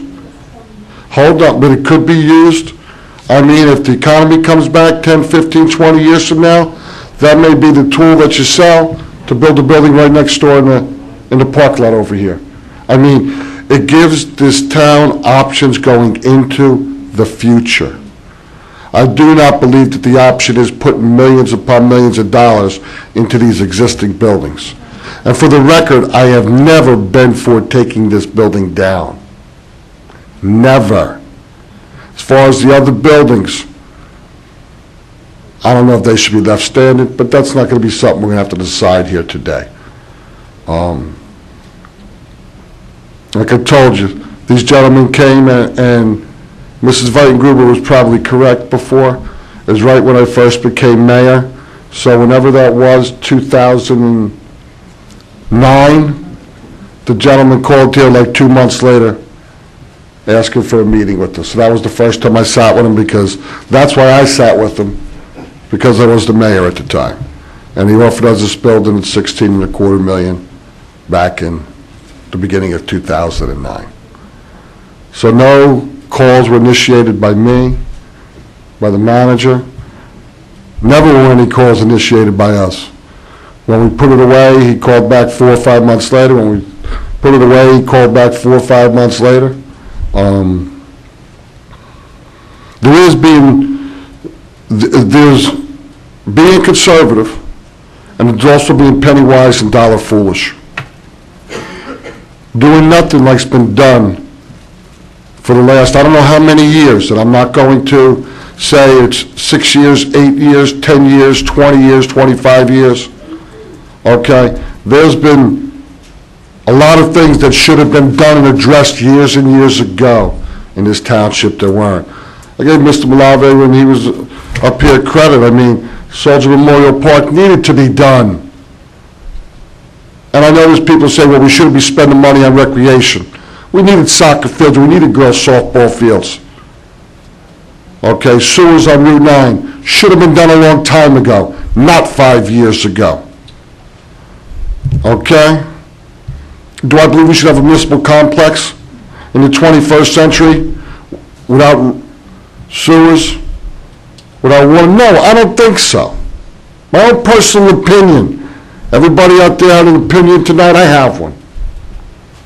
So, I respect what the professionals did. I respect what the council people have to say. I've been adamant at the right price that I thought a decision to buy that building was the right decision.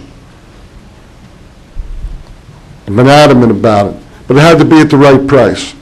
And believe me, that price is a lot lower today than it was 26, 28 months ago when that gentleman called and offered to sell that building to us. And it's a lot less than former Deputy Mayor Malave when he was up here with a couple administrations ago, when they were strongly considering buying that building for over $14 million back then. So I'll go totally on the limb. I haven't seen nothing in 26 months to tell me not to buy that building. Nothing. I'm not saying there hasn't been some negatives, some positives. The positives far outweigh the negatives in my eyes. Far outweigh the negatives. And they give options to this community going forwards. Okay? So I'm not just for the ordinance being introduced. The vote could be 4-0 against approving this ordinance if it gets introduced tonight, whenever it comes up for a vote. And it won't be 5-0 when it comes to me to shoot it down. I am for buying the building at the right price. I think it is the right move for the citizens of Howell Township going into the future, with having respect for the past. So, that is where I stand. I don't want nobody to misinterpret it. There's been a lot of things said about me in the last few weeks. I chuckle about them. To me, it's actually a little badge of courage that people talk bad and lie about me, tell me I'm in with them, that, you know, my wife's Jewish and the people that own the building are Jewish. Those things are all comical to me. Not a big deal. I think my children are Jewish. I think everybody who reads the Bible knows that the children take the religion of the mother. So my children are Jewish too. I'm the only non-Jewish person in my household. But, it's a prudent thing to do with the situation that we have on us. And Deputy Mayor Gatto said it before. No one's shown any reason why to do it the other way if you took the emotion out of it. So, that is where I stand. Thank you very much for all your reports. They were very helpful in forming an educated decision. I believe these are all qualified. I joke around with just because, you know what, I think some of the things that are said about believe and you don't know your facts are things that deserve a little bit of humor, okay? Common sense doesn't always outweigh facts and the truth. So, I'm good. I don't need anything else from here. I need a member of the... May I make a motion to go into regular session? We are anyway, I think, right? No, we got to go into regular, right? Okay, do I have a second? Second. Have a roll call, please, Ms. Wellman. Mr. Nacastro? Yes. Mrs. Smith? Just to go into regular session? Yes. I know we are, but... Deputy Mayor? Yes. Yes. Do I have a motion from somebody? Mayor, I make a motion to introduce ordinance number 0-11-17 on first reading by title and to order the same to be published on the May 20th, 2011 issue of the Asbury Park Press, together with notice of its introduction and passage on first reading by title, and that it will be further considered for final passage after public hearing at a meeting of the Township Council to be held on June 14th, 2011 at 7:30 p.m. prevailing time in the municipal building. Second. Second. Ms. Wellman, will you please read the title of the ordinance? Capital ordinance providing for the acquisition of real property and building renovations and appropriating $6.9 million, therefore authorized in and by the Township of Howell and the County of Monmouth, New Jersey. Can I have a roll call, please, Ms. Wellman? Mr. Nacastro? Yes. Mrs. Smith? No. Mr. Gatto? Yes. Mayor Walsh? Yes. Do we have anything else this evening? The resolution, Mayor. What resolution? For the capital, do we just need a motion? And is there anybody else that wants to speak? Okay. A motion to introduce resolution, the capital, I don't have a number for, so. I have I make a somebody... motion to adopt. That's the resolution? Read the resolution, right? No. No, she said just make a motion to adopt the resolution, so I made the motion. Do I have a second? Well, again, I don't want to, this is something the public didn't see. Let's explain very clearly what we're doing here. The resolution which is referred to in the ordinance changes the capital budget to have the ordinance that you just introduced for the Global Center reflect itself in the capital budget of the town. That's what this is, makes the capital budget consistent with the action you took by introducing the ordinance. Okay. And Mayor, it was posted on the bulletin board. It was posted on the bulletin board, but it disappeared. No problem. Okay, I would second. From here, both are posted. Okay. I'll second that then. All right, can I have a roll call, please? Mr. Nacastro? Yes. Mrs. Smith? No. Mr. Gatto? Yes. Mayor Walsh? Yes. Okay.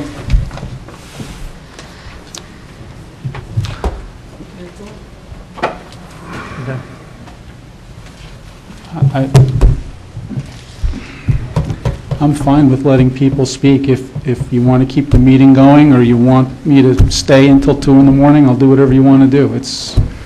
They have a right to be heard by their elected officials. I'm more than glad to do that in any form you'd like to choose. Okay. We're going to take a 2-minute break. Anybody who wants to speak is going to be allowed to speak. How many people are Everybody. I'd like to reopen the public portion of the meeting. Petra Murray. Ms. Dixon, if you could, please.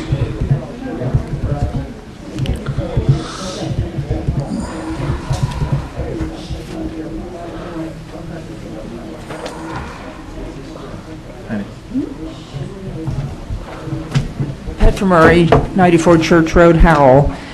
Could I just ask you, please, how long you've all been residents of Howell? I've been here almost 48 years, my Right. whole adult life. Came here Yeah. newly married at 20. Mr. Gar? Since 1996. So 96 is how many years? I mean, just the years. I mean, I can add two, but That's fine. I can't It's think late, right now. it's no too. problem. It is like, Mr. Walsh?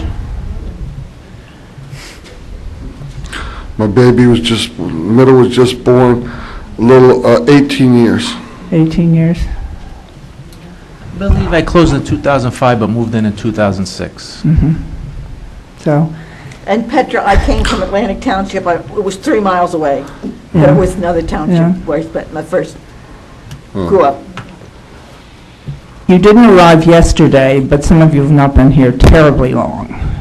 You're young. You look at things very differently. I don't know if you have city backgrounds or what, but we've said it over and over again, you're just discounting emotional completely. And granted, the financial aspects are very important, but I think at the very least, you could give us a public referendum, at the very, very least.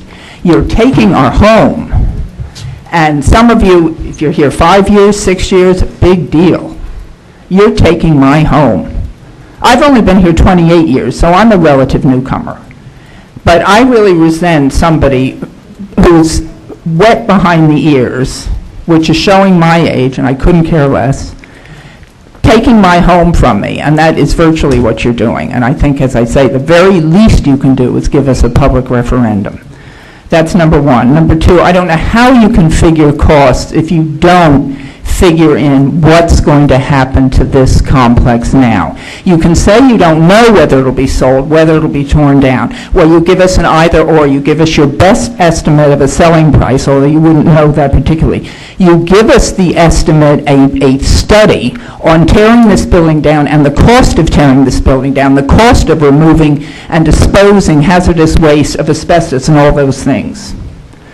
And I think you also should give us 1 to 5 year plan alternative fix up here.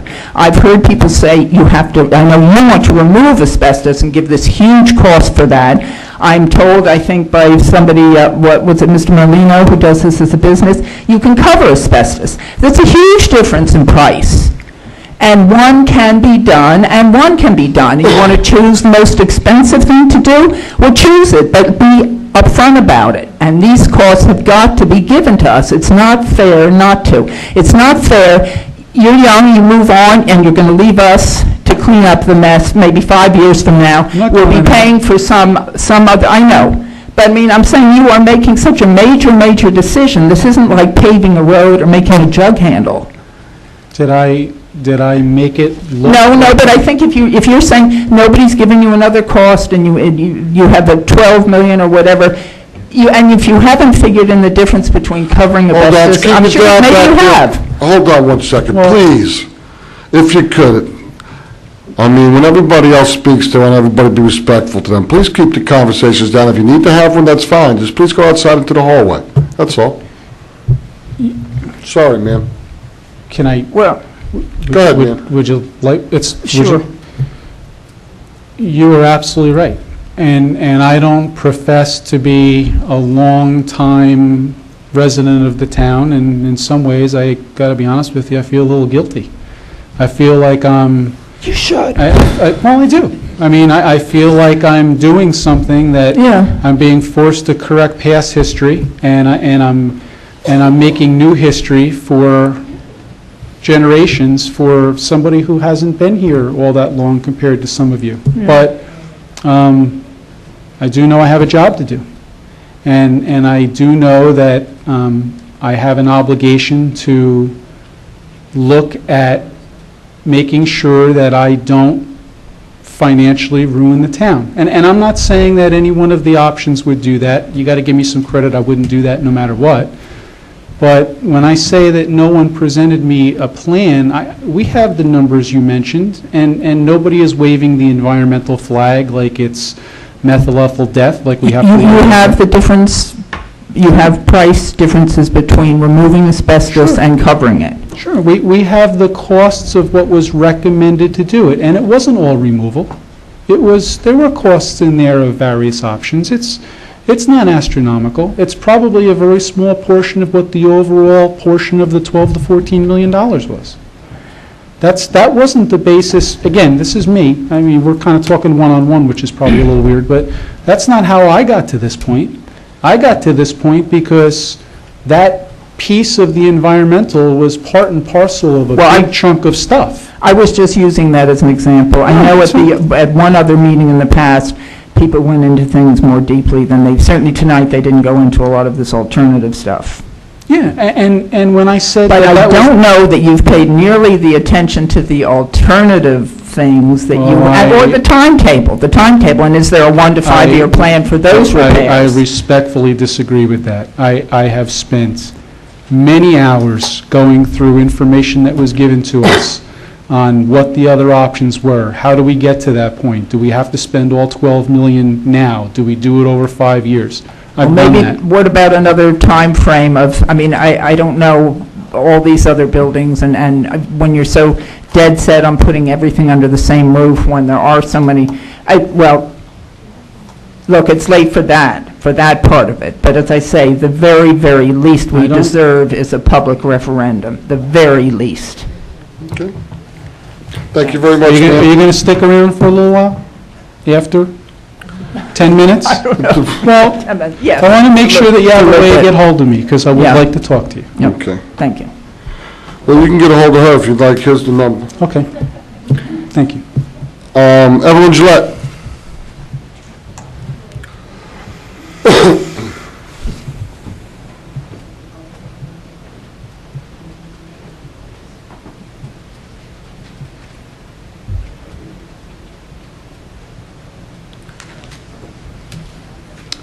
Evelyn Gillette, Easy Street. How do you do, ma'am? Okay. I have a few things and notes. Some people covered some of it, so I'm going to kind of try to go through. But on the equipment, unfortunately, Mr. Neville and them are gone now, so some of these questions might not be able to be answered. I don't know. Equipment replacement estimates, the 1 to 5 year and the 6 to 10 year. I was wondering if they're based on current prices, were they adjusted for future replacement, like what it's going to cost 10 years from now to replace something that's on the 6 to 10 year list, you know? Okay, but no, we cannot answer that right now. But no matter what we did, no matter what option, what solution, okay, then how can estimates be given towards doing everything else that would need to be done? Because you have to say, well, what's it going to cost if we did it 10 years from now? Right. Okay, so. I know, but that's why I wanted to ask them. Sometimes they have formulas for projecting, well, the average increase prices and inflation. So you're concerned that a $450,000 item doesn't become $600,000 in 5 years? Well, I don't think it'd be 600,000, but it might be 60,000, you know, 50,000 to 60,000, or, you know. And I also wanted to know if those equipment replacement estimates, the 1 to 5 year and 6 to 10 year, were those the costs included in the 6.9 million? Yeah, most of it, absolutely. For replacing all of that stuff in 6 to 10 years? Anything in the 1 to 5. In the 1 to 5, not in this, okay. So that makes a big difference.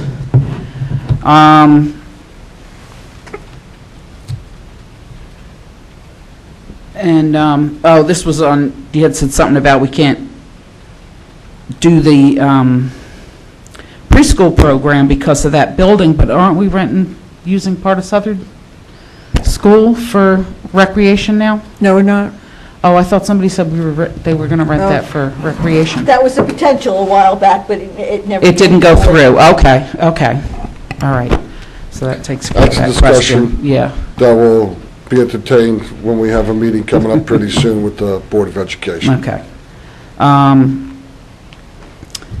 Again, the estimates for the expansion of the existing town hall in that report that Mr. Neville's company had given us was based on major renovations of this building to change the heating system and stuff. And after a lot of prodding, he finally admitted that you don't necessarily have, you could do two separate units. Keep the existing system for this building. Yeah, his and do a plan- separate heating system for that building, and the cost would be a lot less, because then you wouldn't have to disturb the walls, so you wouldn't have to do as expensive a remediation. Yeah, I think there were various parts of that And it would conversation. have been a lot cheaper. It would have been a lot cheaper. For the HVAC side, but Well, and for the remediation that would have to be done for the asbestos and stuff like that, because it's still sealed in the walls, you're not touching the walls.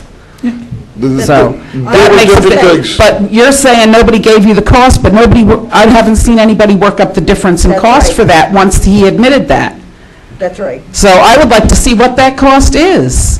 If you don't have to tear open these walls and you use a separate heating system for that. right, but you're... Well, you're saying, nobody gave me any prices on this, nobody gave me any prices, well, that's better. What I'm but- saying is... But that you have the company at your disposal to say, If I could, that's where I was going when Yeah. I probably started out the wrong way and was taken not the way I intended.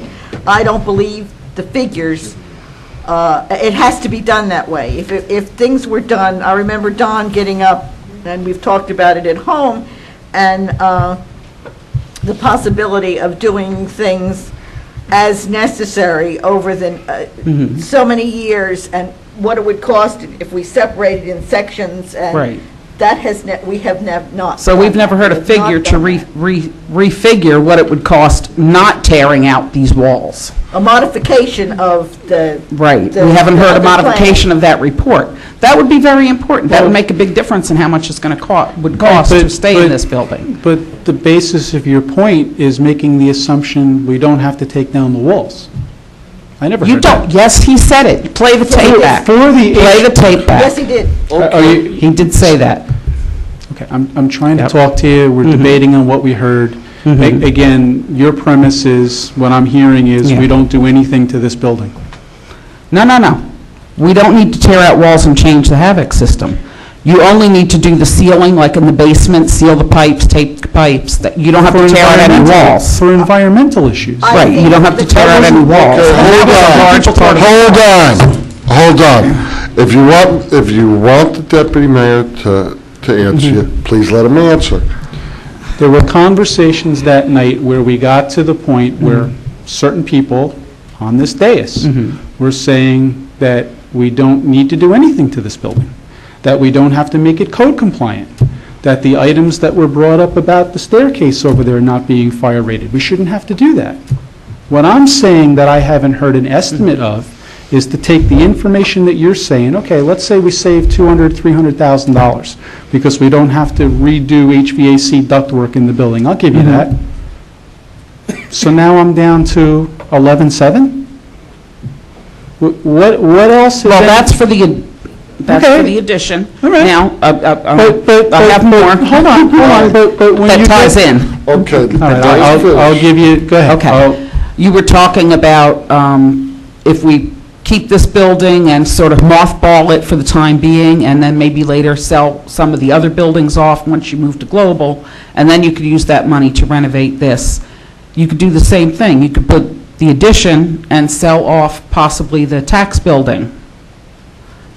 But I still For have to money get the to help. tax people in this building. Right, right, yeah, you would still have to put the building up first, but that would be recouping, same as you were saying, you'd be recouping from selling some of the properties. No, with all due respect, though. You know.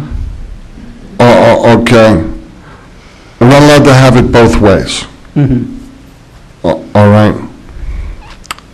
We haven't looked at this and said, well, we're going to get X amount of dollars for this building, X amount of dollars for that building, X amount of dollars for that building. We haven't. No. Okay. So you can't have it the other way, say, well, let's renovate this with the money from them. Okay, what happens if we don't sell them? Okay, what happens if we don't? Okay, then all the money to renovate here has to come from I'm not taxpayer saying- money. I'm not even Okay, saying but renovate you- right away. yeah, but it has to. So I'm just saying, I'm not saying one way or the other, but you can't have it, well, the other way, it's a total gamble, but if you do it this way, it's not a gamble. No, it's the same thing. So it's either A, Or it's B. What I'm saying, I'd rather gamble with where we're at. Okay, that's fine. Everybody you even said you want to preserve this building. So if we're going to preserve this building and put the money into preserving it, then we might as well preserve it to use it. But it's more than just preserving this building. I know it is. Yeah. I know. It's- It's adding on it's- eventually. No, But you have to- but it's not eventually. That's the part that I can't, again, not a single person has told me, save those 3 buildings. Nobody said that, right? The second I make a decision not to save those 3 buildings, I've got $8 million in the parking lot. How do I get past that? How do I delay that? I can't delay that. What do you mean? Those buildings can't stay. Is there anybody refuting the fact that those 3 buildings need to be bulldozed? Okay. Yes, they don't need to be bulldozed. Well, then there's a whole lot of information I mean, that... you could do remediation here. You're not using them anyway. Well, the fire building you are, right? We're using all 3 of those buildings. Well, you're not having recreation in the recreation We have building, using it for we have storage. people in the rec building. Oh, for office, though, not We for... have people in the building. It's usable space. We have people in the fire bureau. Right. Our entire code enforcement and land use building is occupied and operational. Yes. So are we saying we should preserve those buildings? Yeah. Until we can get the final addition built. With all due respect, Mrs. Gillette, that was the paramount singular thing that I thought we were all on board with. There's not a report that was given to us from anybody. We don't have, you already took our tax dollars. We don't have the money to go hire somebody to do a report for you. What do I take your tax dollars for? But, I mean, you have the experts here to do that. You're saying nobody gave you a report. Well, the taxpayers... The conditions of those buildings The are... taxpayers cannot afford to hire somebody to give you that report. They do. We work for the taxpayers. I mean, what do you think? We're doing this because this is what our own personal preferences? Well, you know what? It's just not true. It just isn't true. You can think what you want. I am telling you, as a fact, that this decision for me isn't coming from, well, that's what I would rather do. I'm looking at this town as a whole, and what I think is the best decision to be made going into the future, both the present and the future. And I think it came about because of total neglect in the past. Total neglect, There's period. been neglect. But I still think you're going into a prejudice toward the other purchase. You're the one that a year ago was sitting here saying, I want out of this building, I want out of this building. You did. Hold on. I am on the record. I am on the record, okay, that I think we should have all the employees out of this building. Right. I am on the record again tonight, because when the way this world is today, this litigious state we are in, okay? If the time ever comes when there's a class action lawsuit because people were in this building, okay? I want it to be known numerous times on the record, on tape, that I said we should get everybody out of these buildings. Okay? But that's based on things that... It's my own personal opinion. That's your opinion, and you're refuting my opinion. My opinion is we don't have... No, I'm not refuting your opinion. Your opinion's fine with me. Okay. I have no problem with your opinion. I have zero problem with your opinion. Didn't sound like it. It does. Okay, you said when the Pinnacle lawsuit is over, that... When the Pinnacle lawsuit is over. We wouldn't need to, the purchase can't be reinstated and force us to come up with another 12 million? We cannot be forced to purchase that property. That is a correct statement. Period. That is not correct. Because when you said we would not be forced to come up with the 12 point whatever million again, that leaves me open to, well, could you be forced to come up with the 8.9 million? Hold on. How about this? We could not be forced to buy that land. Okay. That's what I wanted to hear. Okay. I wanted to make sure of that, make sure that was clear. Okay.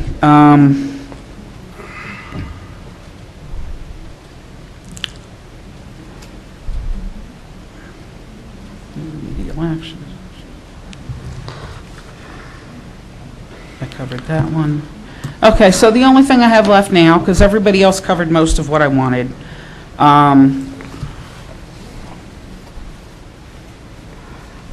except that the remediation, by the figures that you had gotten, that were posted in the paper last year, for all 5 buildings would be $1,590,000 to do all 4 buildings. Okay. So you could, and just for the town hall would be $425,000. So you could do the remediation on the town hall for $425,000, and then possibly start working on the addition. And when the addition is done, you could save having to do the costs of the other buildings. How much is the addition? Well, again, the addition for the plan that you have, maybe we can do it cheaper, maybe we can get a different plan. We don't necessarily have to go with that plan. We were told by a gentleman last year, who works for the county, who's a highly qualified engineer also, that the minimum it would cost to build a building would be $250 a square foot. Of a size, you have to go Of by that the size. Yeah.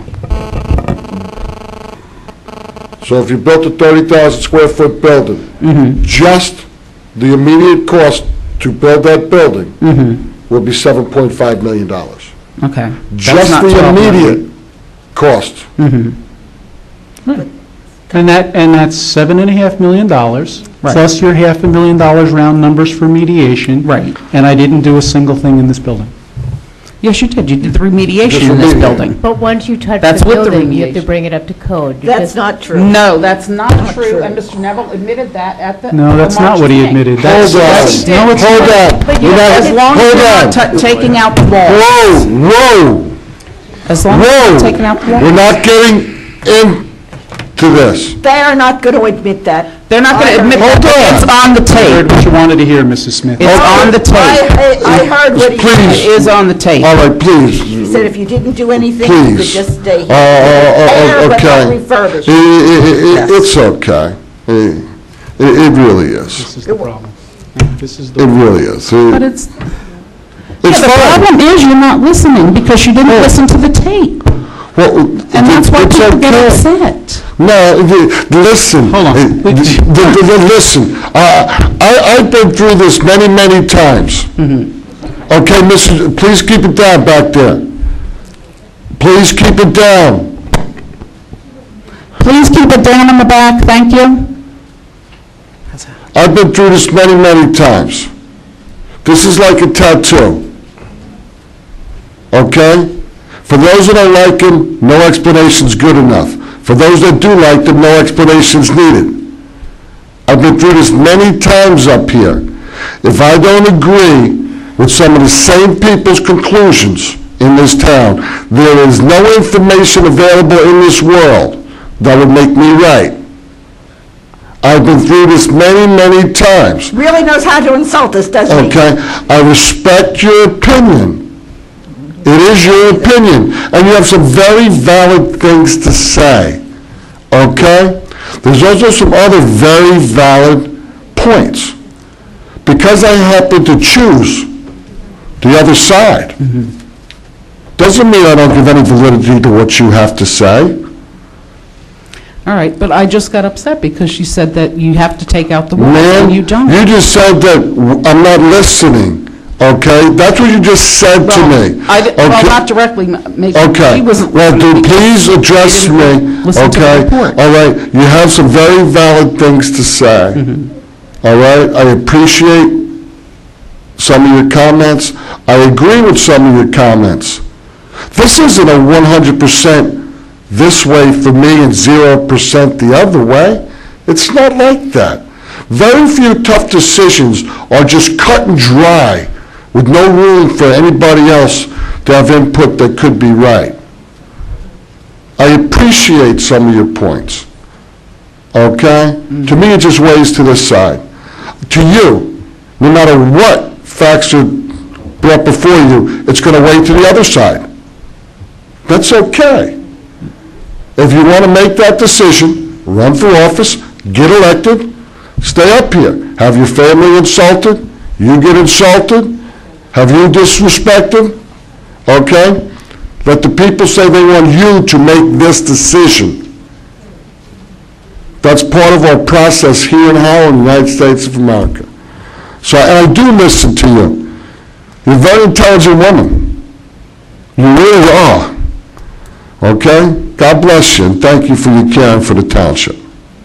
Okay, and the last thing I have to say is in regards to Mr. Castro's quote. He likes quotes. He said, "Insanity is to continue down to do the same thing and get the same results." No, which expect different results. And expect different results. I'm sorry, I read it wrong. And what we're not saying is to do the same thing. We're not saying to continue neglecting our property. We're saying to fix our property, not neglect it like they used to do.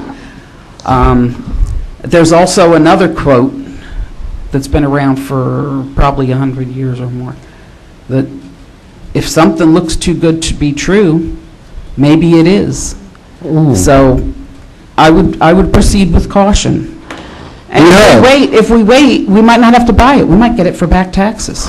Taxes are current on the property, folks. So hold on. Hold on. For now, but if the current taxes on the property. Let's not look at that for its life, though. Yeah. But let's not look at come on. Okay. It doesn't work that way, folks. I'm glad they're covered. But if the economy keeps going the way this, I forgot doesn't. who it was. That could be any building. That could be any house in Howell Township. Yeah. Okay. Thank God you. bless you. Thank you, Dave Schultz.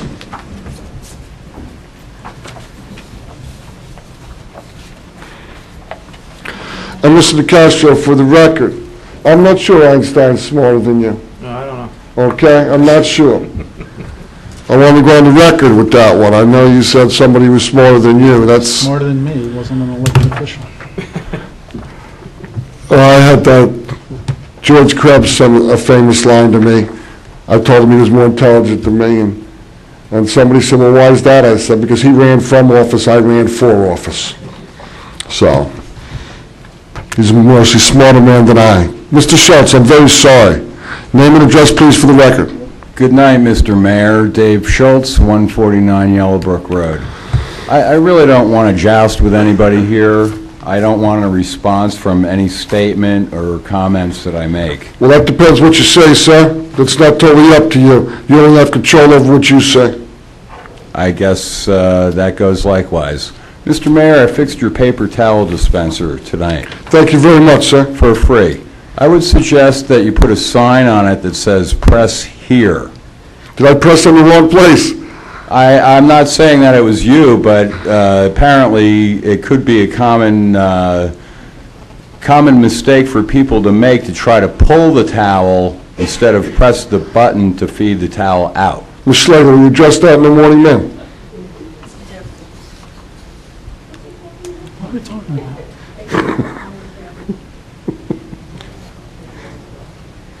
Okay, so we got through item 1? Okay. Thank you very much. Let's get after it. It's getting late. Mr. Mayor, I sat here for a long time listening to everybody else and yourself. Mr. Mayor, the Fire Bureau is very thorough in their inspections. I've spent with the fire inspectors 2- and 3-day inspections, going through every type of device, getting on a stepladder and checking these lights, pressed every single button for testing the lights, looking at the sprinkler systems, the fire exits, the striping. It says fire lane, do not park here. Every possible piece of fire suppression apparatus that a building might have. I have never seen the fire inspector test the sprinkler system. Where? At a property that Mr. Schultz is correct. I'm just asking, I don't know. Okay. At a property that I manage some maintenance duties. okay? What I do see the fire inspector do is check and make sure that the certifications are current, that a fire suppression specialist has tested the system. And that goes for, I'm going to call the plumbing and the fire alarm system, the electronics for an electronic fire alarm, which will call, I'm going to say, fire authorities and alarm companies to respond to a fire alarm. So the fire inspector doesn't pull the button and listen for the alarm to go off. A specialist who maintains the system does that, and he certifies that and puts a tag on, we're going to call it the fire suppression apparatus in the building, and the fire inspector inspects that. Okay. Now, those people are professionals, and the fire inspector relies on those professionals who do that, and they've got certain qualifications that they have to meet through some board of accreditation that they follow their guidelines. Can we agree on that? I'm asking for a response, I'm sorry. Yeah, but I wouldn't know, I wouldn't know how to answer something like that. I really don't. That's what I do for a living. You are entirely correct. Deputy Mayor answered you. Okay, so we agree that the Fire Bureau is very thorough and that they don't actually test the sprinkler system. Okay. All right, the mold on the engineering building, I haven't looked at it. I don't know where the engineering building is, but I've seen other buildings with mold on them, and usually it's on the north side of a building, and usually it's in a shaded area, shaded by trees. Now, we could go out there with a compass, if you like, and see if that's the area of the building that has the mold on it, and then maybe you could take it from there. Or, like we could just buy a new building. It doesn't really matter to me because I don't pay taxes in this town.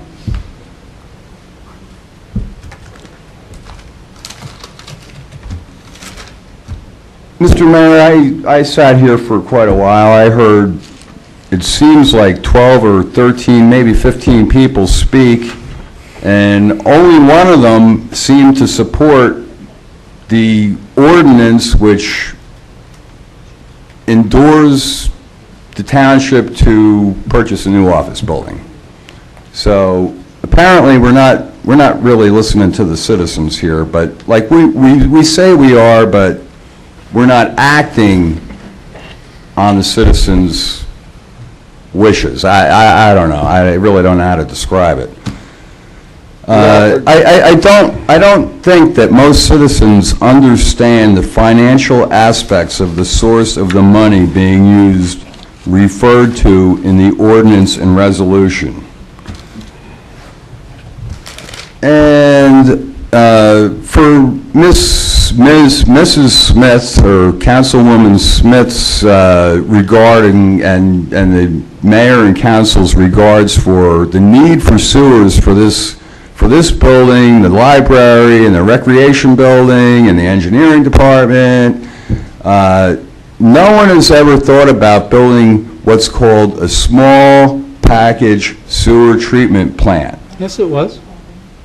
The county has said they can't. Well, you can, like, I don't know if anybody's looked into it, but you can do that. Yeah, we know. And actually sewage is not like a real nasty, dangerous substance.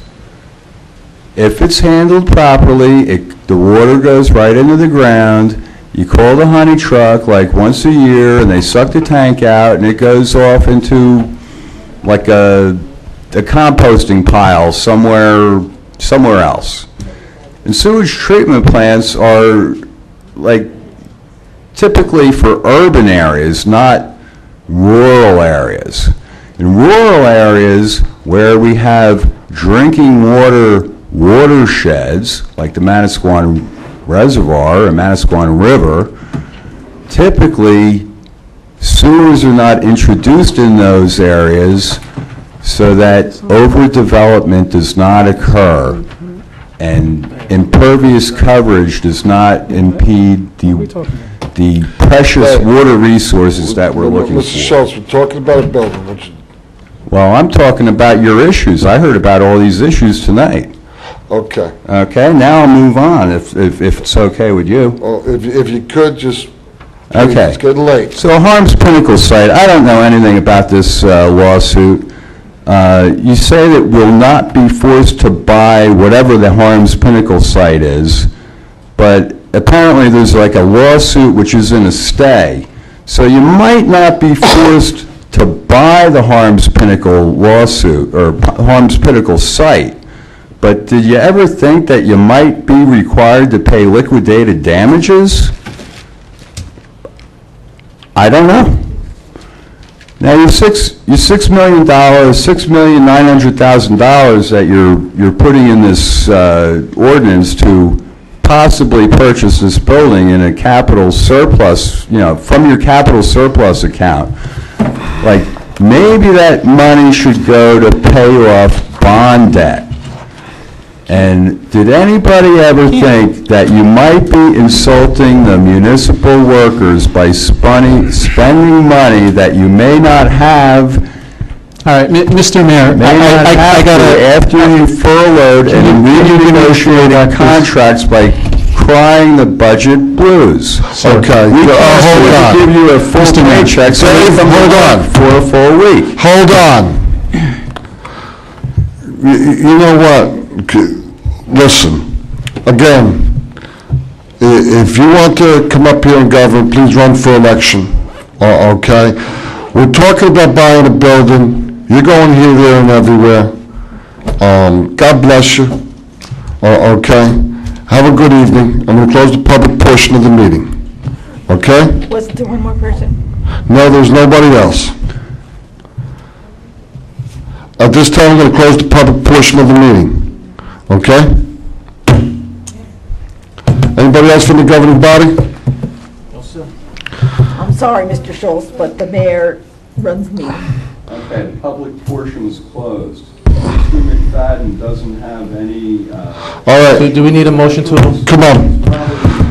Mr. Mayor, I make a motion, we adjourn. Okay, we have a meeting Tuesday, May 24th. We have a motion and a second. Can I have a roll call, please, Ms. Wellman? Mr. Nacastro? Yes. Mrs. Smith? Yes. Mr. Gatto? Yes. Mayor Walsh? Yes. It's ridiculous.